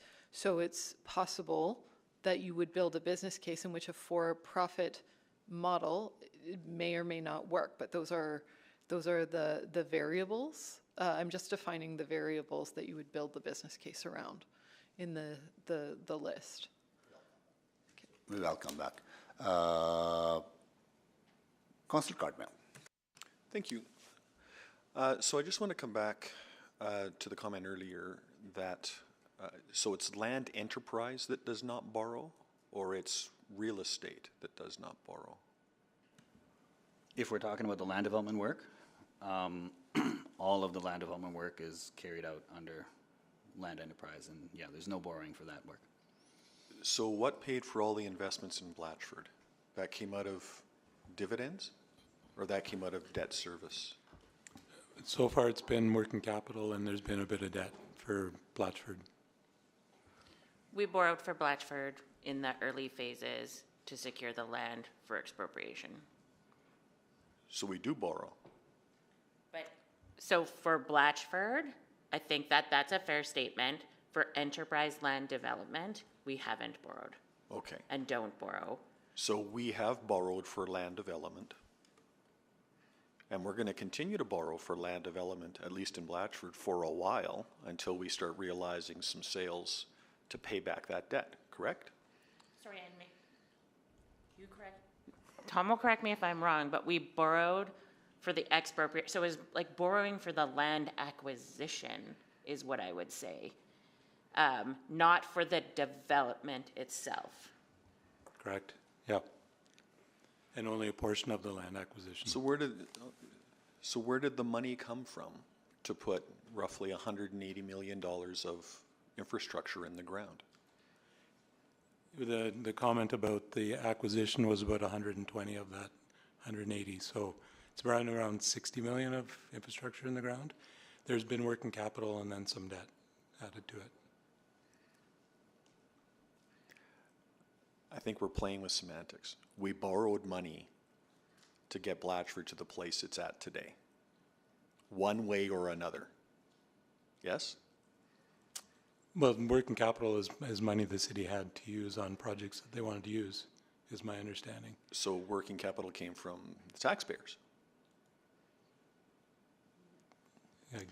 I would describe working capital as cash we have on hand that we loan ourselves. Adam? Like, it's the use of excess cash. That's what we're doing. So the model for Blatchford did include borrowing. It included borrowing to buy the land, secure the land, get the land ready. But the performer for Blatchford pays that off. And it will pay it off at a time where the development reaches a point of self-sustainment. Yeah, the ultimate goal, and the pro forma says that if all our goals are met, then we'll pay back all of that debt. It'll get paid back and the development will make money. Right. If everything comes true, that's what'll happen. As we're progressing, we are paying off the debt and we are bringing money, revenue, into the city on the basis of the development. But the premise of the conversation we've been having today and the statements earlier left the impression that land development would not require any borrowing. So I think this is the separation between an individual project, which is Blatchford, that certainly has a unique vision, a unique direction from council, that at the point in time to take the steps, the business model for Blatchford included borrowing money. Right. And then the pro forma, how it performs, would pay that debt back, and then it would eventually make money. The other development projects do not use that. So there's a bit of a separation between Blatchford Land Enterprise and, I would fair to say, and I'd look to the gentleman here, Exhibition Lands in Rossdale. So Blatchford is unique in that there is a specific direction from council that this is the approach we're going to take on this project. So if we talked about an independent corporation that would perhaps borrow money to get Blatchford to where it needs to be, but then in a bundle of opportunities and in a bundle of holdings, borrow to develop some, exploit retained earnings or working capital or dividends to exploit others, but have that opportunity as an entity to make the choice of what is the most beneficial plan or the most the holding that has the most potential, or adjust to market forces depending on the day. That's what, like, putting everything into an MDC has that potential. And I'm not saying there's not merits to the argument being put forward by administration, but they're essentially saying that that one entity is city administration. So maybe just one more thing on the Blatchford borrowing, that we're retaining a significant amount of tangible capital assets in the form of like District Park, et cetera, that helped us justify the borrowing in that particular situation also. Okay. Thank you, Councillor Cardinal. Just to clarify my questioning, my questions were with the understanding that Blatchford office is separate from the land enterprise office. So that's what I wanted to get at. The land enterprise, does it borrow at a preferred rate? That was what I was trying to get at. Blatchford, I was leaving Blatchford aside because I understand there's a separate office than land enterprise. Yeah, and that is correct. And sorry if there was confusion, because there are the two separate bodies. So there's within the real estate team, we're managing all of the city's surplus lands, exhibition lands, river crossing, and enterprise lands. And then we have a separate Blatchford office under Tom, whose sole focus really is on advancing the work for Blatchford. Yeah, got it. Okay. Councillor Stevenson?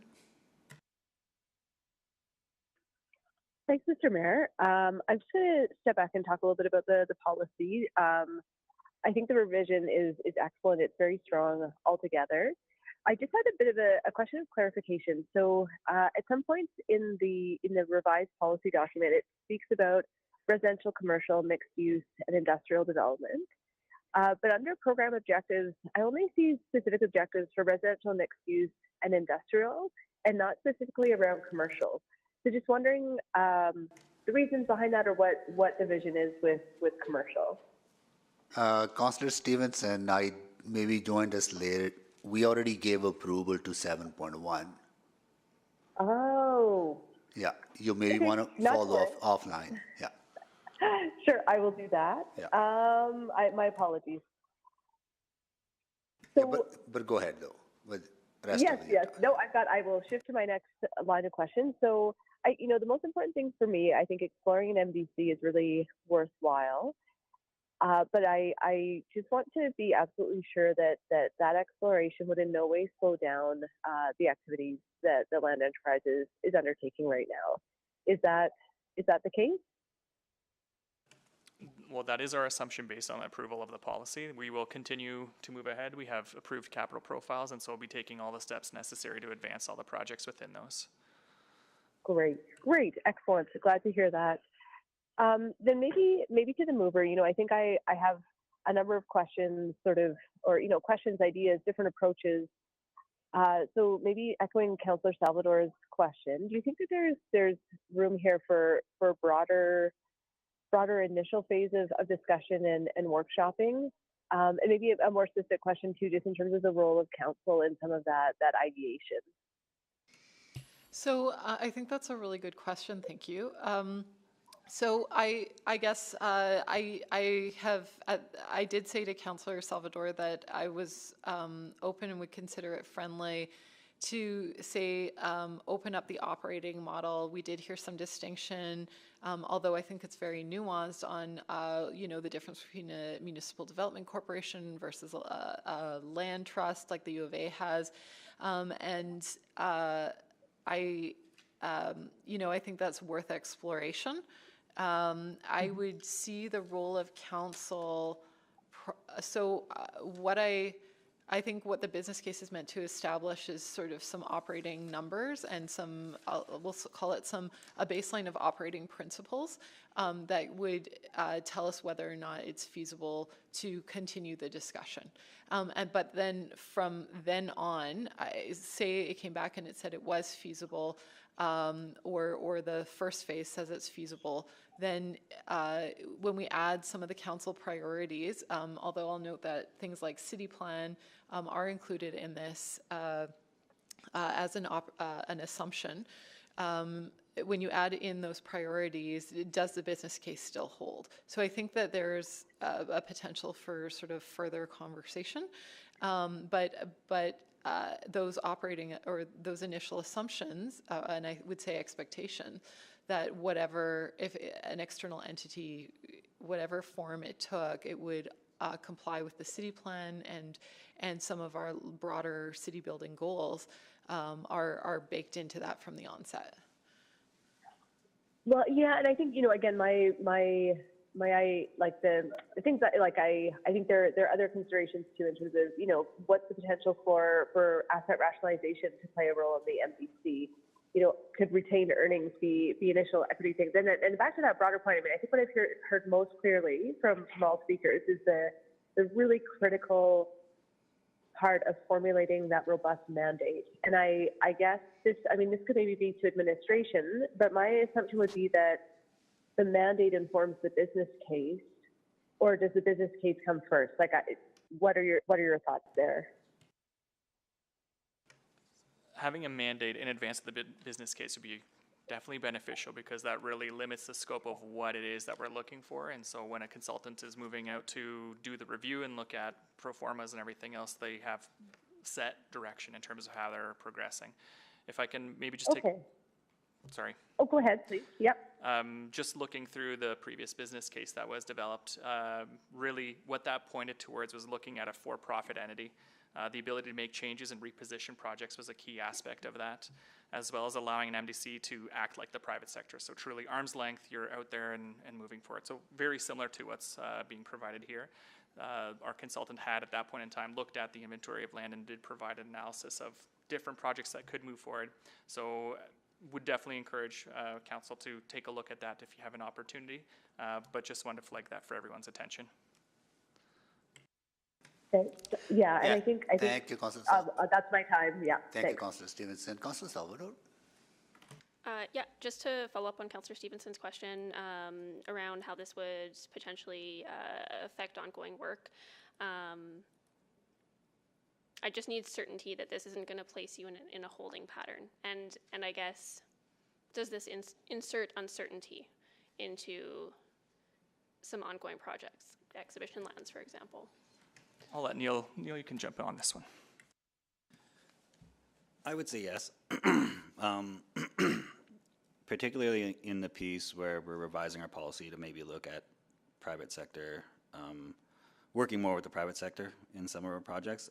I think the uncertainty around whether or not these lands would even be available in the future to actually develop would prevent anyone from actually wanting to look into doing that work with us. We are also looking at trying to work closer with groups like EPCOR and our joint use partners on real estate strategies that will help them dispose of holdings they've been holding on to for a long time, maybe redevelop those. With EPCOR, we're trying to look at ways that we can use some of our surplus lands and stuff to resolve some of the flooding issues in particular areas. So we want to start a body of work with them on that. And this kind of, I think the uncertainty about whether or not we'd be able to do that would prevent us from really trying to initiate it.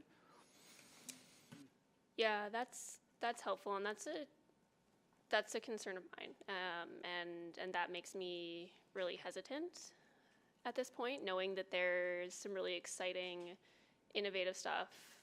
Sounds like right on the horizon, and I would be, yeah, like I said, hesitant about stalling that. Okay, when are we expecting parcels to be up and ready for exhibition lands in particular? We have had, we have a listing ready to go. We've been working with our brokerage partner on that. And so we have a few more internal conversations to take place with regards to that project, but we do really hope to get that out this spring. And my goal is to get that out this month. I'm stating that on the record, but at the same time, I understand that we'll continue to work with all our stakeholders and partners as we always do. Fantastic. Well, thank you so much for that. I had to ask. I think that's it for me. Thanks. Thank you, Councillor Cardinal. Thank you. I'll try to be quick. I'm not trying to belabor anything. I want to go back, first of all, to the question around property taxes, and I understood the comment earlier. Well, I want to clarify my understanding. So for an agency like Home Ed, for instance, do they pay, they're developing on city-owned land. City retains ownership of that land, yes? First of all, check that. Sometimes the city owns the land, sometimes Home Ed owns the land. And Home Ed is also nonprofit. Do they pay property tax? Maybe on some of their land, they will pay property tax. We'd have to see if they meet any of the criteria under Copter. Do they pay property tax on any city-owned land? On city-owned land, they're considered the assessed party because we have a lease with them. So they do? They may, depending on if they get an exemption under Copter as a nonprofit. Under Copter as a nonprofit. And so any of our nonprofit agencies that might be on city land would be exempted from property tax? If they qualify under the regulations the province sets for tax exemption for nonprofit organizations. Okay, right, and that's the Copter reference. Okay. That's right. Thank you. And then I had a similar question around exhibition lands. Have we resolved all of the matters there to allow land to be developed like that quickly? We've talked to all the stakeholders. We've resolved all of the concerns around what land will be preserved for Explore Edmonton, for instance, how that operation is going to be working, all of that. So when it comes to Explore, we are in conversations with them about some storage sites and whatnot that they've been utilizing on city-owned land. When it comes to land that's used for K-Days, the first stage that we're going to be putting out there isn't utilized for that area. So there shouldn't be a short-term impact on that, and then we're still working through whether or not or how they could be accommodated long-term. All of the land they operating on is city-owned land, is it not? Currently, yes, yeah, they do have a lease with the city, yeah. Yeah, yeah. So, and then I want to go back to the question around, does this delay you in, holding patterns? So understanding that, from what you've said just now, that there's work progressing on exhibition lands. But aside from exhibition lands, we're talking about the long-term development of land over decades. Is perhaps taking this approach, forming a group, perhaps building off of the report you just referenced, Bart, that had a similar motion behind it. Is a 6-month delay really going to be that critical a delay? Or is it something that can we take a pause on at least some of these pieces and tease out these details once and for all? Ultimately, that's council's decision. If you're looking to move ahead and you want additional input in terms of how the city's operating and whether there's benefits to an MDC, we would leave that up to council to determine. We'll follow whatever guidance we receive in that form. We would do everything we can to progress the projects that we currently have capital profiles approved for, but there will be that uncertainty. There always is, and there has been in the past in terms of some of our projects. So, but let's talk about the uncertainty. So, I mean, if having this conversation doesn't create uncertainty at exhibition lands, it doesn't create uncertainty at Blatchford. That work is progressing. The example given was that there might be some uncertainty around Rossdale and Epcor work, but that is not imminent, the development of that land. That's correct. This motion doesn't prevent us from continuing to advance our work. So there's no delay, there's no tangible delay in the work that's being advanced right now today if this motion passes and we take a few months to think about it. That's correct. Okay. Thank you. Thank you, Councillor Cardinal. Councillor Jans. Thank you. Can I ask administration? So as I read the motion here, the business case would be primarily focused on a profitability. Is that correct? That is what I read as well. Like that would be the evaluation, and I'm assuming it would be an evaluation of the profitability or of an MDC versus status quo.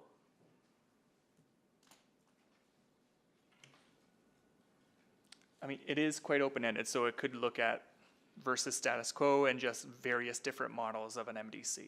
Because I worry this is going to get us, because I think at the previous conversation about enterprise lands, we kind of had dueling consultant reports about like, well, this group says this model is profitable, this one says this group's profitable, and depending on which assumptions you accepted, we're kind of in a circle. And as I read this, I don't see any mention of our climate goals either.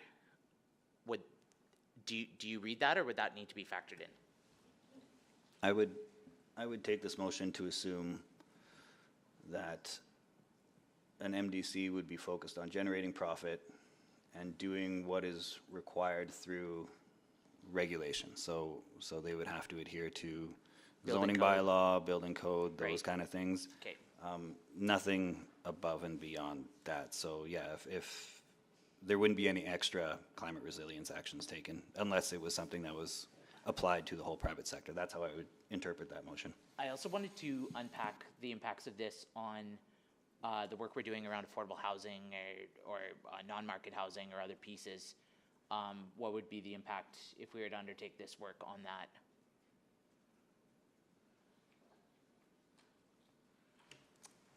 So the impact on the affordable housing is that we are consistently working with our affordable housing colleagues in terms of reviewing properties that they may need and identify as potential solutions that could be disposed of to the nonprofit sector or private sector actually just to build affordable housing. There may be an impact there, but ultimately this would be looking at more information and providing council information back. There is nothing listed in here that speaks to affordable housing as a key objective or anything along those lines as well, similar to what Neil was suggesting. So the way I read it is that it's focused on profit generating and Right. aligning with general city regulatory frameworks. Yeah, I don't think I heard from administration or from any of the speakers. I don't think, the way I heard it, it seems land enterprises, there's no dispute it's profitable, and it seems that there's no dispute an MDC would also be profitable.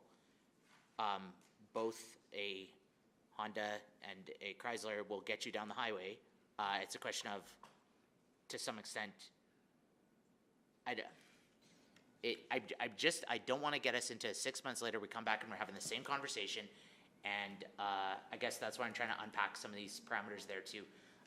Do other land trusts, and I'm sorry if I missed this in the report, but the U of A Properties Trust or others, they don't have an affordable housing mandate, do they? Like there's no 10% affordability component or?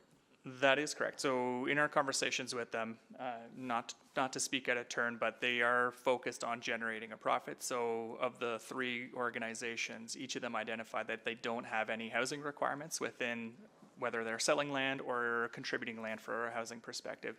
And we heard that actually previously from, I believe, the former Mayor Mandel as well, that really the intent is it's a for-profit entity that's out there to develop like the private sector and provide a return back to the organization that created it. So even if we were to add into or amend this motion to add in climate, affordability, and then another variable I didn't ask was about the small business entrepreneurship and the other angles. I recall when we were in the ELD debate, there was like a kind of a 10 opportunities the ELD provides, and one was like entry level players. So like if we were to amend this to also include not just evaluate it, not just on profitability, but all of these other factors, I feel like amending it on the fly now would just be, I don't know. I'm out of time. I'm sorry. I did have a question there, but I may need to just consult the mover on the next round. Thank you. Okay. Thank you, Councillor Jans. Councillor Wright. Thank you very much. Just looking at slide 7 on your presentation, like across the board, it says not recommended. And I think that's been the recommendation from administration sort of since time immemorial. What sort of factors would you be looking at to change that recommendation?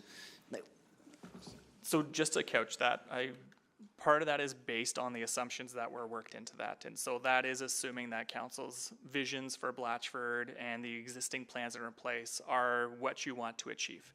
And so moving down that framework, we would not recommend it because, as we've heard from industry and other stakeholders, it's likely that if an MDC was created or some other entity were to step in, they would look to make statutory plan amendments and change maybe the densities and other aspects of those developments in order to make them profitable. And that's the key piece I think that's been shared even from the previous speakers, is setting up an MDC. If you want it to be successful, it does need to be profit driven and allow that corporation to make their decisions to allow it to achieve those outcomes.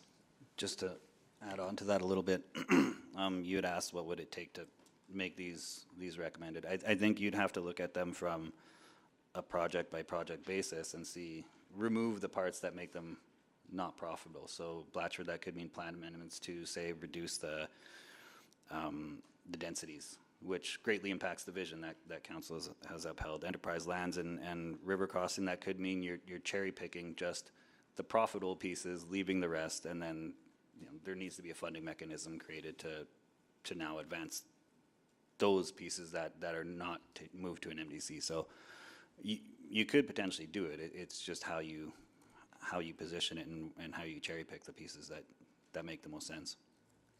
And does it make sense to cherry pick?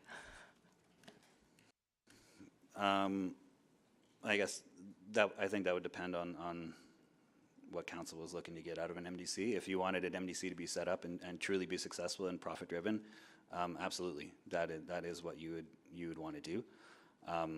From a city building perspective, it could create some challenges on how now you fund the other pieces that that were going to be funded through the profits generated by some of that other work. Okay, thank you very much.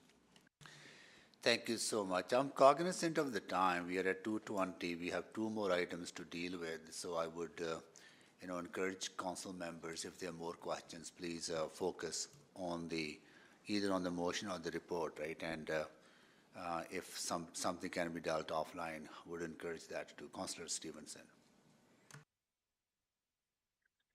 Thank you. Yeah, I guess just really quickly, looking at the mandate for Calgary's, for the Calgary Municipal Land Corporation, the mandate reads, it exists to achieve the city's objectives for urban densification, community renewal, infrastructure investment, and placemaking.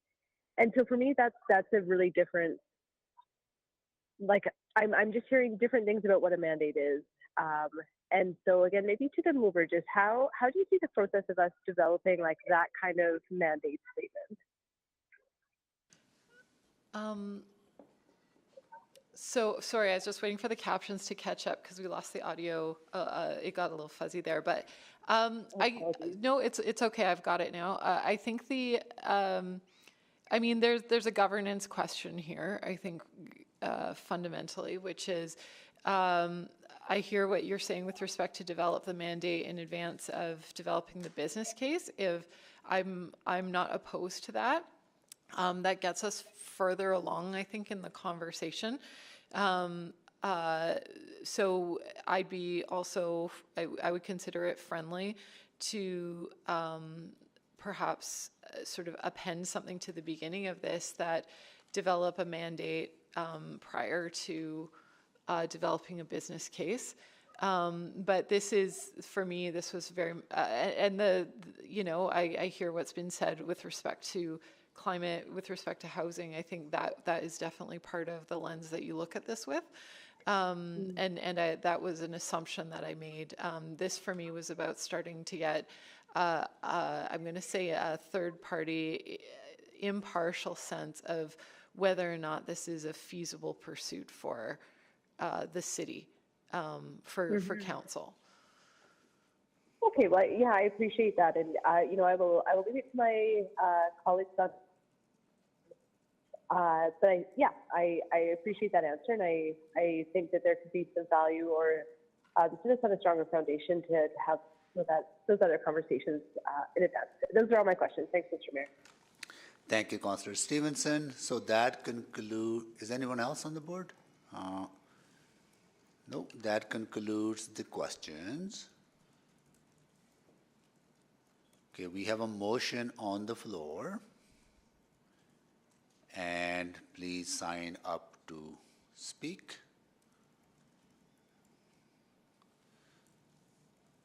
Well, maybe I'll start then. Okay. Okay. I think what we have in place now, the land enterprise group in the city, within the city, works really well. I remember these debates going back to my time on city council about whether to create an arm's length organization for land development or whether to create a non-profit organization for land development. Along all that uncertainty, land enterprise has done pretty well, right? And so I really want to congratulate you on that. You generate profit. You work with other departments to implement the city plan and other city objectives. And with the amendments or the policy changes that you have brought forward, approved by committee, going to council, will further enhance their work and allow you to further collaborate with the private sector and other entities, right? So I think what we have is working really well. So I don't see the need to create a third party, independent, nonprofit, partially responsible to the city or not responsible to the city, or we already have enough on our plate. We have many, many pressing issues to tackle. We gave I would say, near impossible task, which administration has embraced, and we're going to make it possible. We're working together, which is to find $60 million in the reductions and another $240 million that we need to find to go toward other priorities of council and Edmontonians. So we need to save every penny that we can in order to achieve that $240 million objective. I remember the discussion during the budget. We made very sound investments in areas that needed investment. Everything I look through the budget was fully debated, and we came to that conclusion of investing, including that motion of reducing expenditures and reallocating resources. I think as a council, as a committee, we need to set that tone. $100,000 may not be a lot of money, but when you have to find $240 million, every single cent counts. And this work is unnecessary in my mind. What we have is working. Let's continue to refine that. And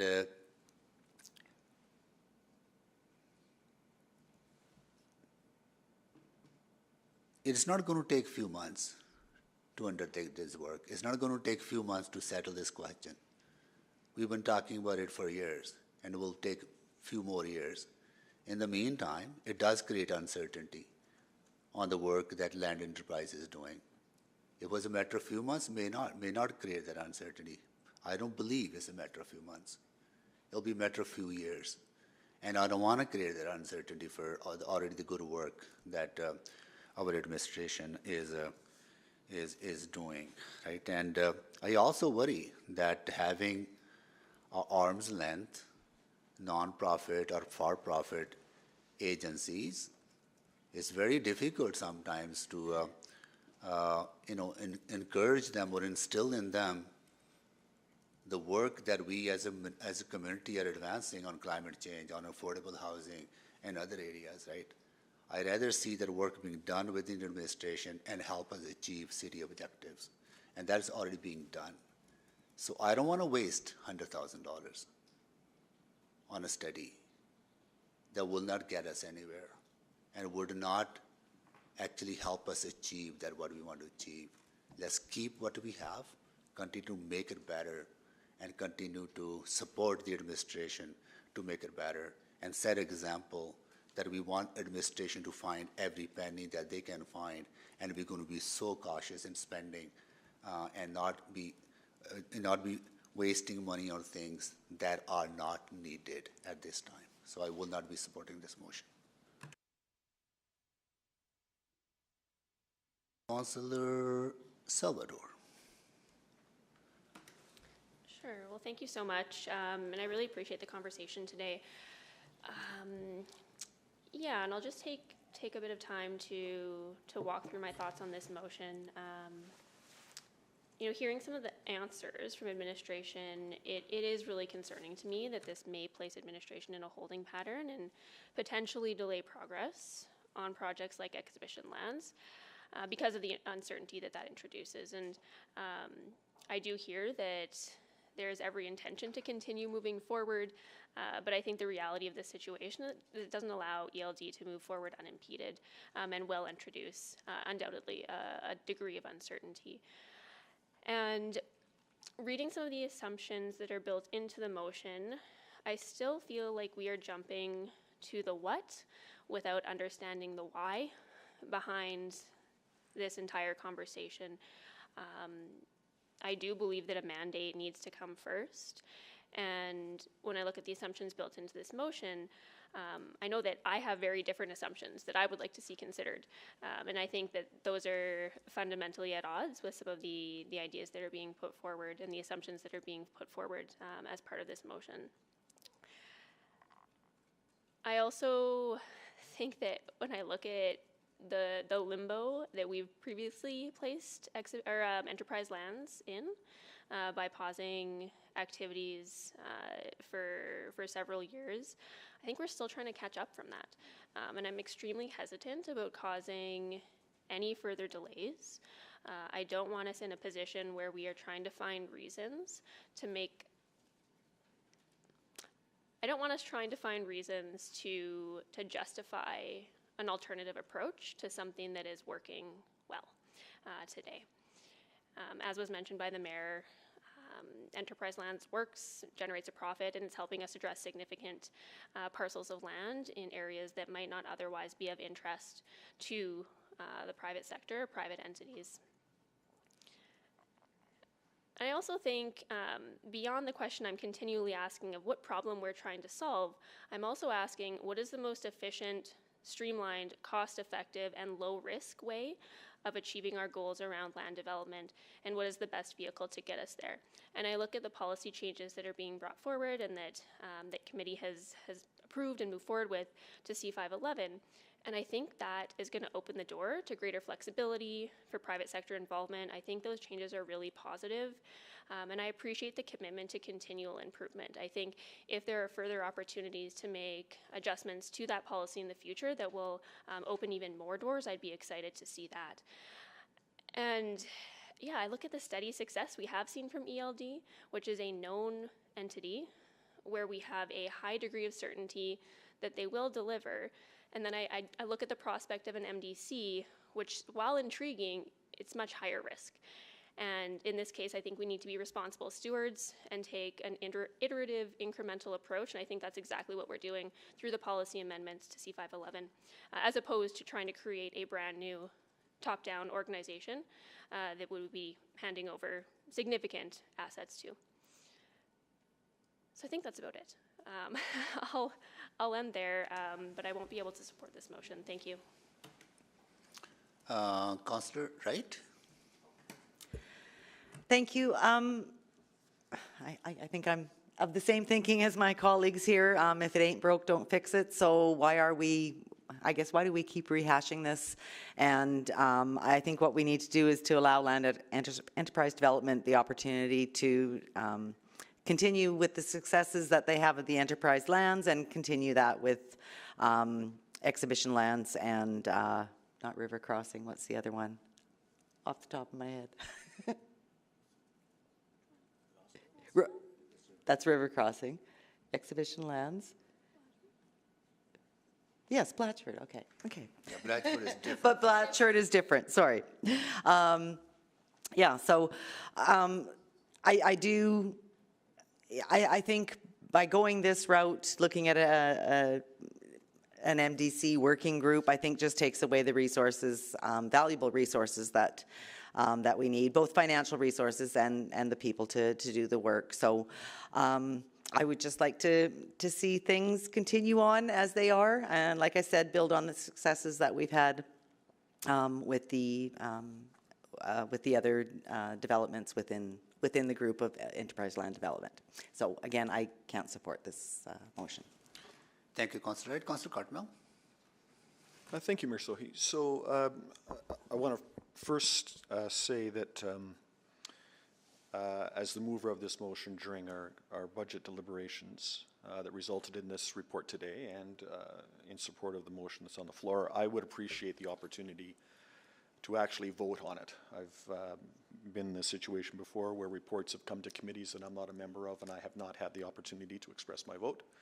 So I would like that opportunity, and I'm putting that to a committee right now, whether that comes with some advice to not relitigate at council or not, but I would only suggest that that is fair. The heart of the motion here, in my mind, is to engage a third party to form a working group. I'm not sure how we get to $100,000 to form a working group. We did have the advice from administration that the cost of generating a report costs $100,000, but I would suggest that a working group might build on the work already done, that a working group might suggest what moves would go forward to address the concerns I think that our greater community has.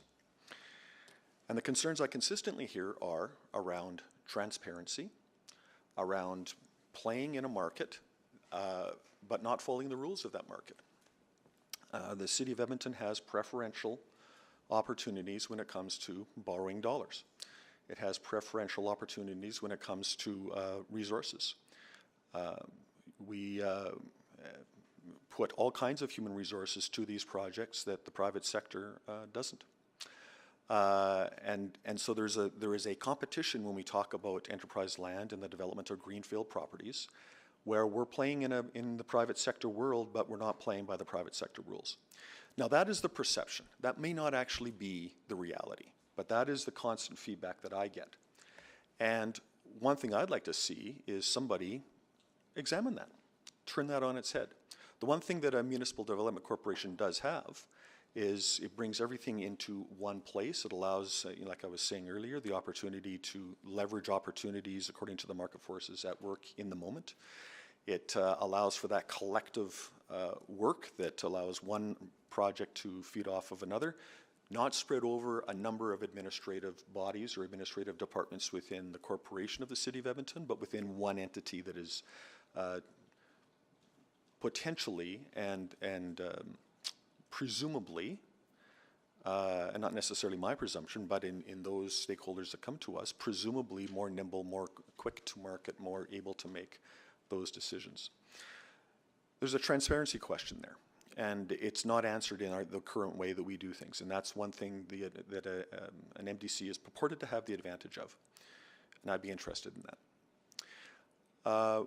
There's been concerns about a delay factor, that this is going to not take 6 months but 3 years, and it's going to delay the work that's already in progress. But the answers to my questions on those points were, this would not delay any of the work that is imminently in progress, and that taking 6 months to examine this would not actually delay any work at all. That is what administration just finished telling us.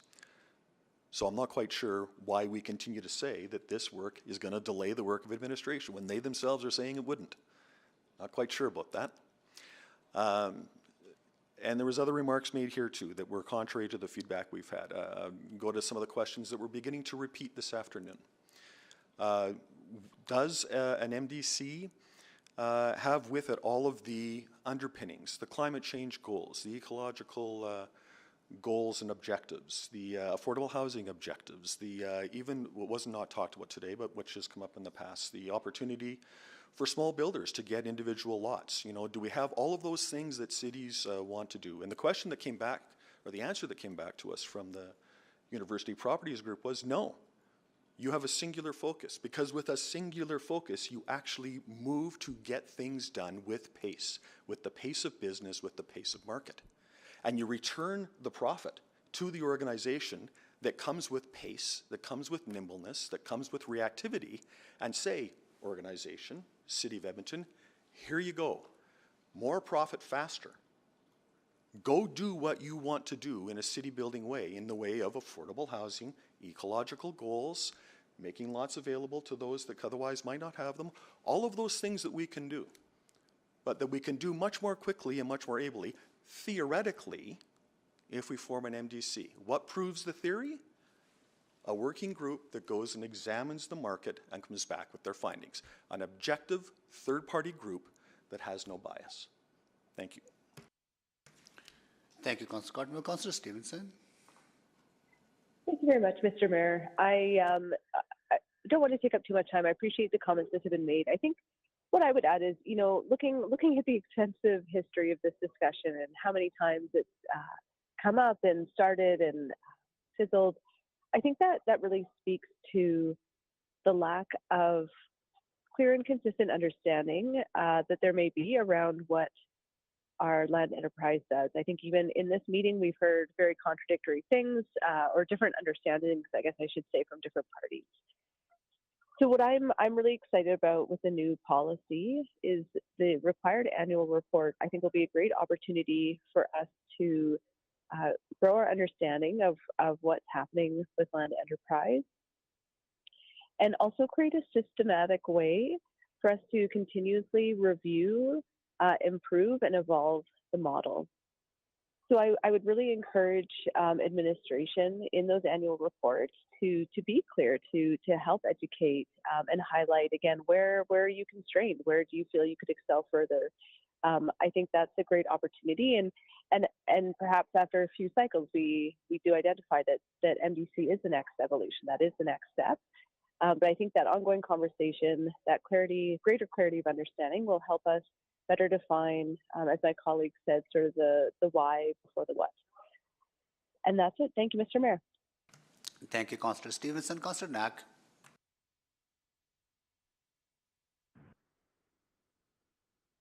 And I'm just checking if folks can hear me now. Yes, we can. Go ahead. Thank you, Mayor Sohi. So I would essentially just echo everything Councillor Cartmel said. But I want to just re-emphasize 2 points. One, and as someone that didn't allow, when Councillor Cartmel had made a motion on a previous item and it came to committee, we didn't requisition it to council, and that was wrong of me to not have done so when I was there. At least that is my personal view, and I would echo his call for an opportunity to at least cast a vote without having to re-debate the item before us today. I would also like the opportunity to vote on this, albeit I'm seeing where council is generally headed, but I still think it would be fair to Councillor Cartmel for that. So I will echo that call for the original mover of the motion to have an opportunity to vote on this item. And we don't do that all the time, but I think when that request comes forward, I think we should set an expectation that we honor that. I think that is fair. If by chance that opportunity isn't provided, or even if it is, and not wanting to relitigate this at council and speak to it again, I think the only other piece I will add is, as someone who has sat through this discussion numerous times, is the one point that I think really rings true to me is we don't have enough information to say it's a bad idea or a good idea. And throughout the many years that this has been discussed, we actually haven't really taken the step that is being asked for in this motion to have a third-party entity help decide and help provide information about whether this could be even better. And I think Councillor Cartmel really highlighted it well, saying again, what if the information comes back and says you can accomplish all of your goals that you hope to achieve in a better way? What's the harm in getting that information? And maybe the third-party report comes back and says, no, you can't, or it's expected it would take about the same amount of time, and then you have to weigh that against all the other pros and cons. But I think there is very little harm, especially because this isn't going to delay things, as we heard through the questions throughout the day, to go and do that analysis, to have that information. We often talk about making sure we do what we can to get as much good information as possible to make a decision. And this is one that I'd like to know if we can be better. Because at the moment, I could not tell you for certain. And if I can't tell you for certain, I feel it is, for myself, something that I need to do to try to get more information, so that if somebody were to ask me, why didn't you do this? Or why did you do this? I can actually point to something more tangible. So again, I wouldn't speak to it again at council. I would love the opportunity to vote for it, but even more so, I would love the original mover of the motion to have the opportunity to vote for this at council as was their original goal there. So that's it for me. Thank you very much. I appreciate the time. Thank you, Councillor Knack. Councillor Rutherford. Yes, thank you. This is a hard decision for me. I'm actually quite undecided on this one. I don't. Can you move close to the mic, please? I thought I was close to the mic.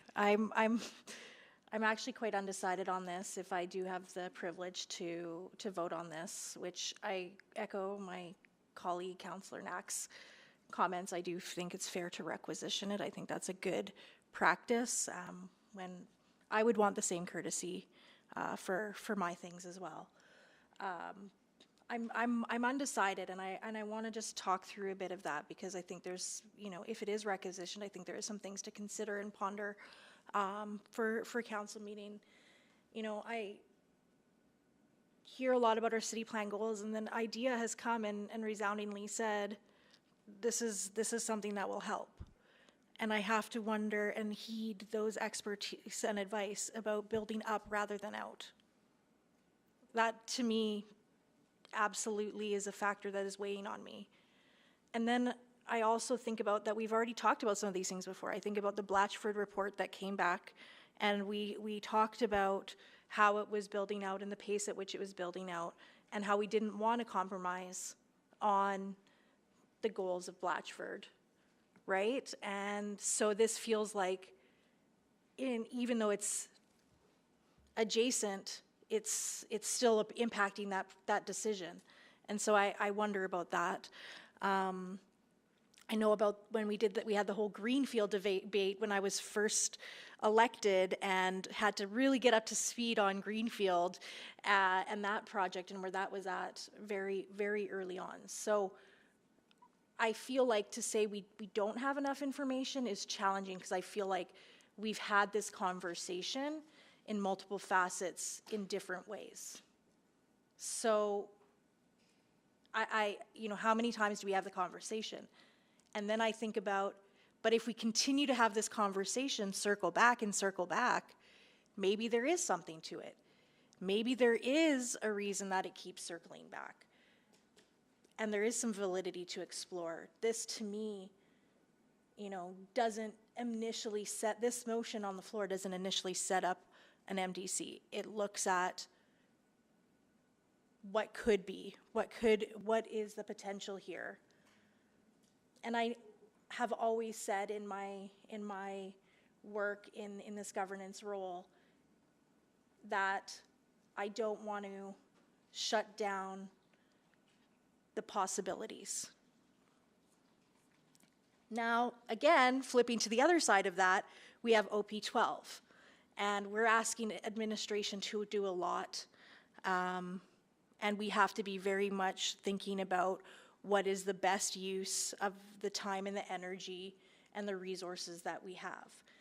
And so these are all things that I will be, if I'm curious to see what committee decides with this, but if it does get requisitioned and it comes to council, these are all things that I will be weighing and considering and thinking more thoughtfully about going into that meeting. So thank you for bringing this idea forward, for the rich discussion today, and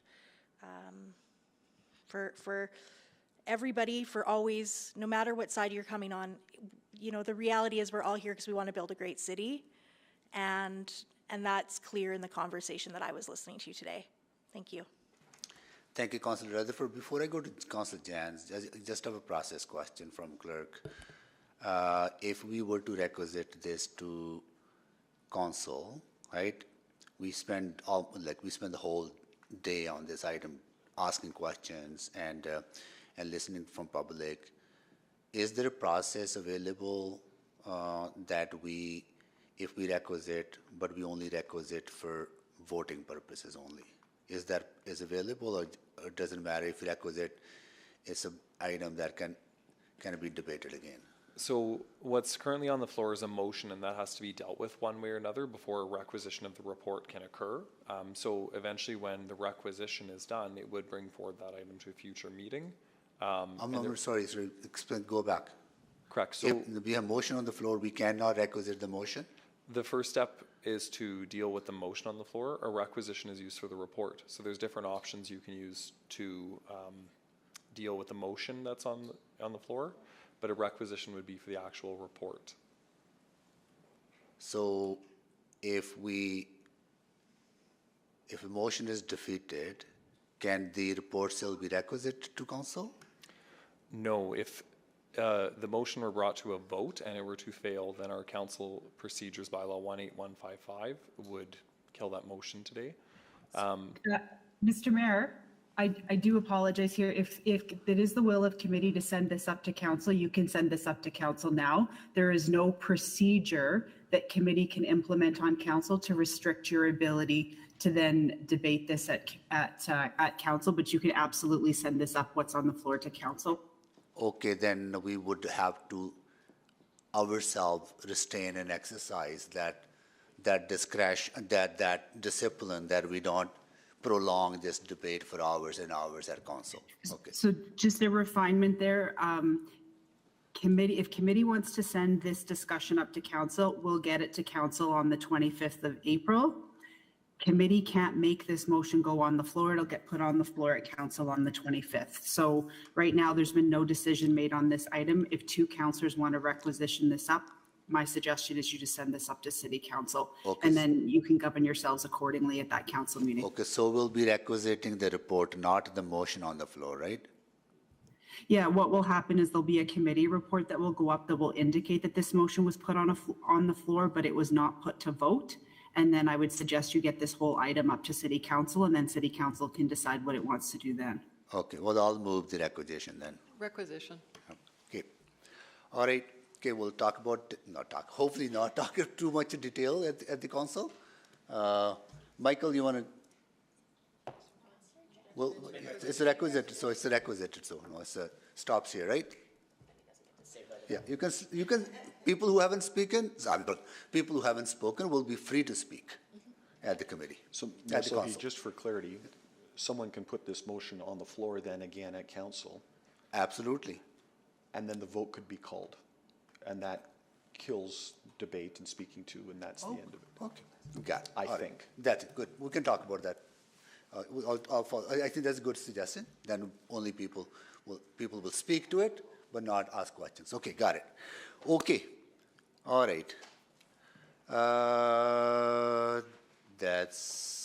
That concludes this.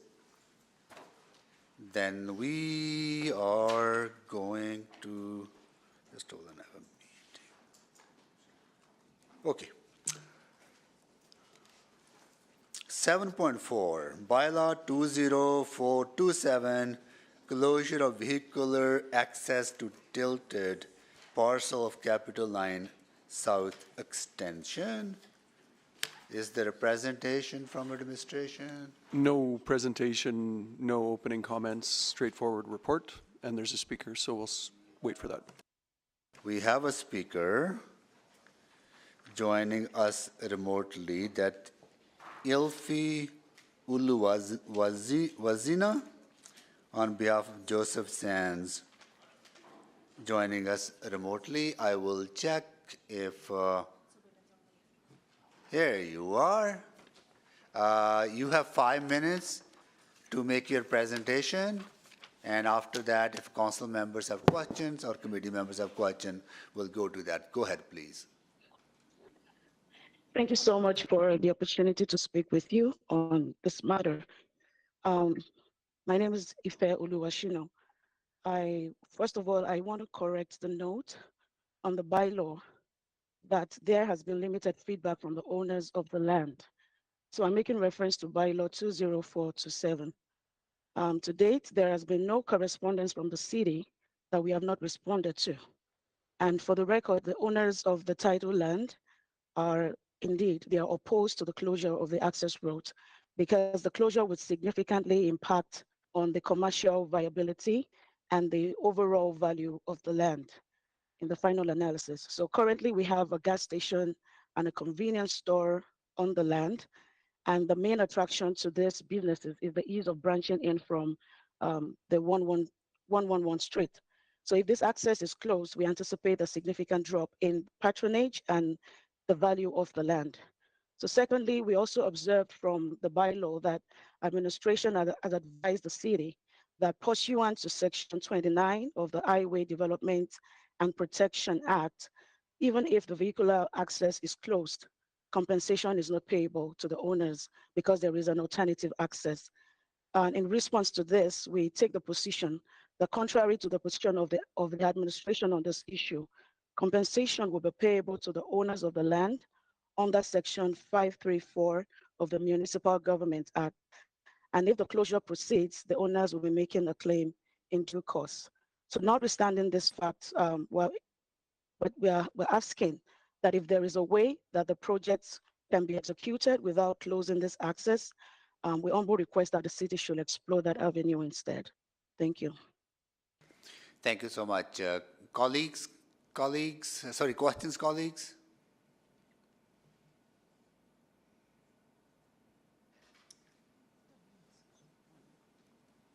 Councillor Hamilton?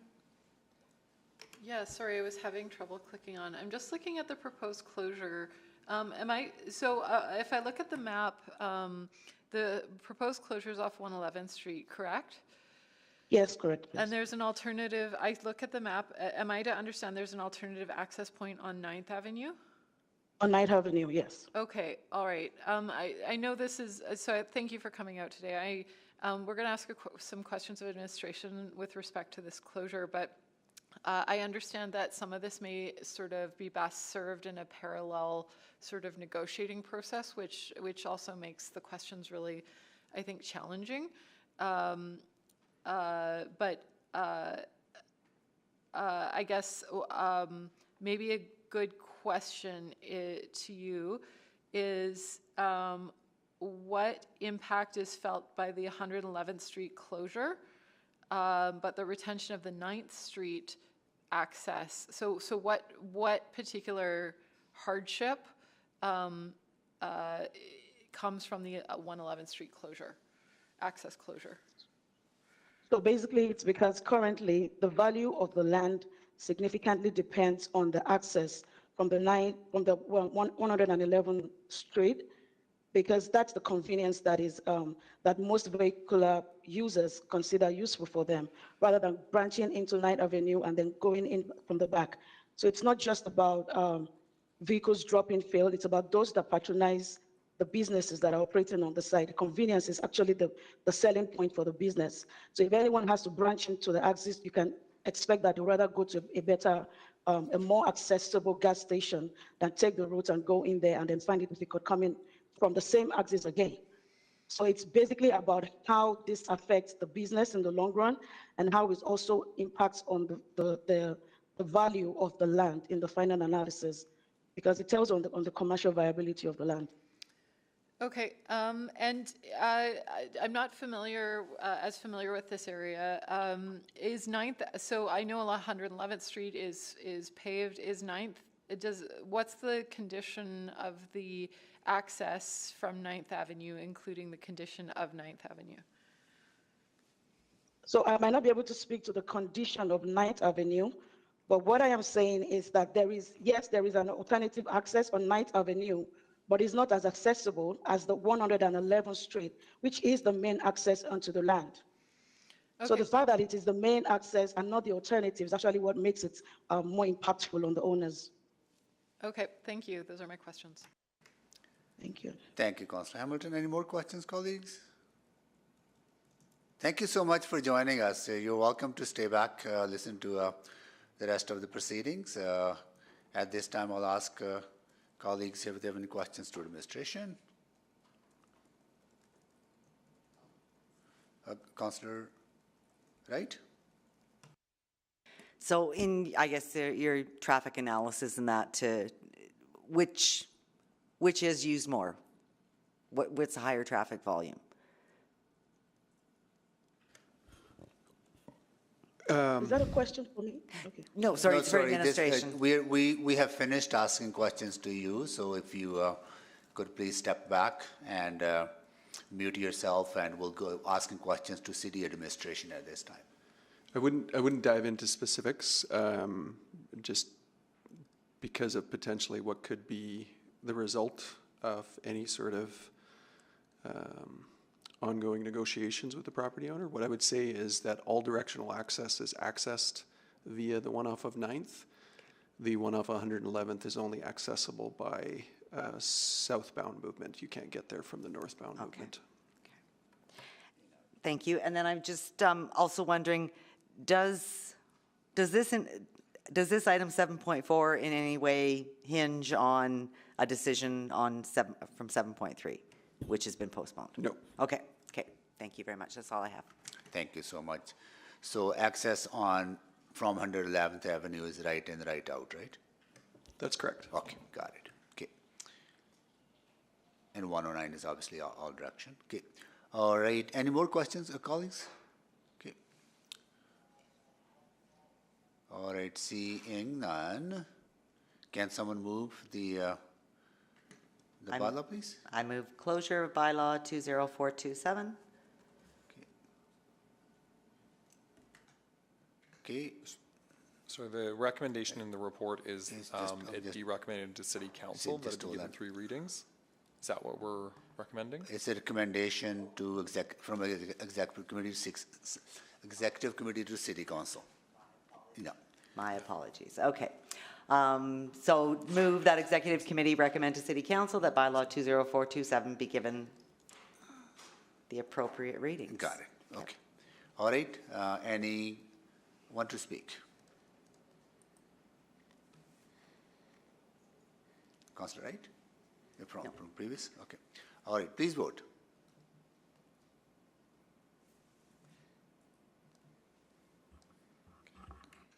We have all the votes. Display the votes, please. That is carried. All right, now we are going to Valley Line Southeast Contract Amendment. Just let me click on here.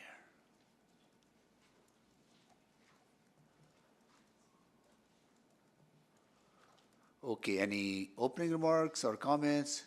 Nope, we can go straight to questions. I have some questions, but they are for in camera. But anybody has any questions? Can someone move that? I'll move we go in camera, subject to section 24, 23. Whichever, right? One of them, the one that's about legal advice, I'm guessing. We'll get that loaded. Just give us 1 second. Okay, please vote. 16, 24, and 25, and 27, thank you.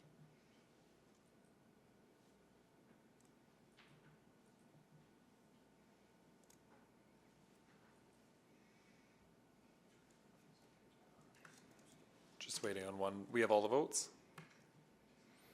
Display the votes, please. That is carried.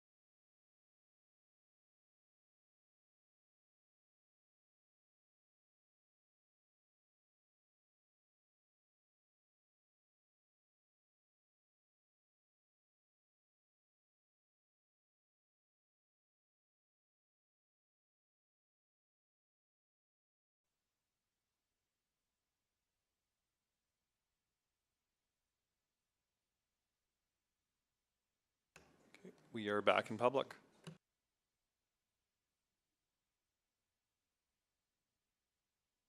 Ready? Okay, Councillor Salvador. Yeah, thank you. I'll move that, that an amendment to the agreement between the City of Edmonton and AECOM Canada Limited for engineering consulting services for preliminary engineering for Edmonton Southeast to Southeast to West light rail transit for an additional amount not exceeding $5 million plus GST as outlined in attachment 1 of the April 14th, 2023 Integrated Infrastructure Services Report. IIS 01739 be approved and that the agreement be in the form and content acceptable to the city manager. 2, that attachment 1 of the April 14th, 2023 Integrated Infrastructure Services Report, IIS 01739, remain private pursuant to section 16, 24, 25, and 27 of the Freedom of Information and Protection of Privacy Act. Thank you. We have a motion on the floor. Anyone to speak? No one? Please vote.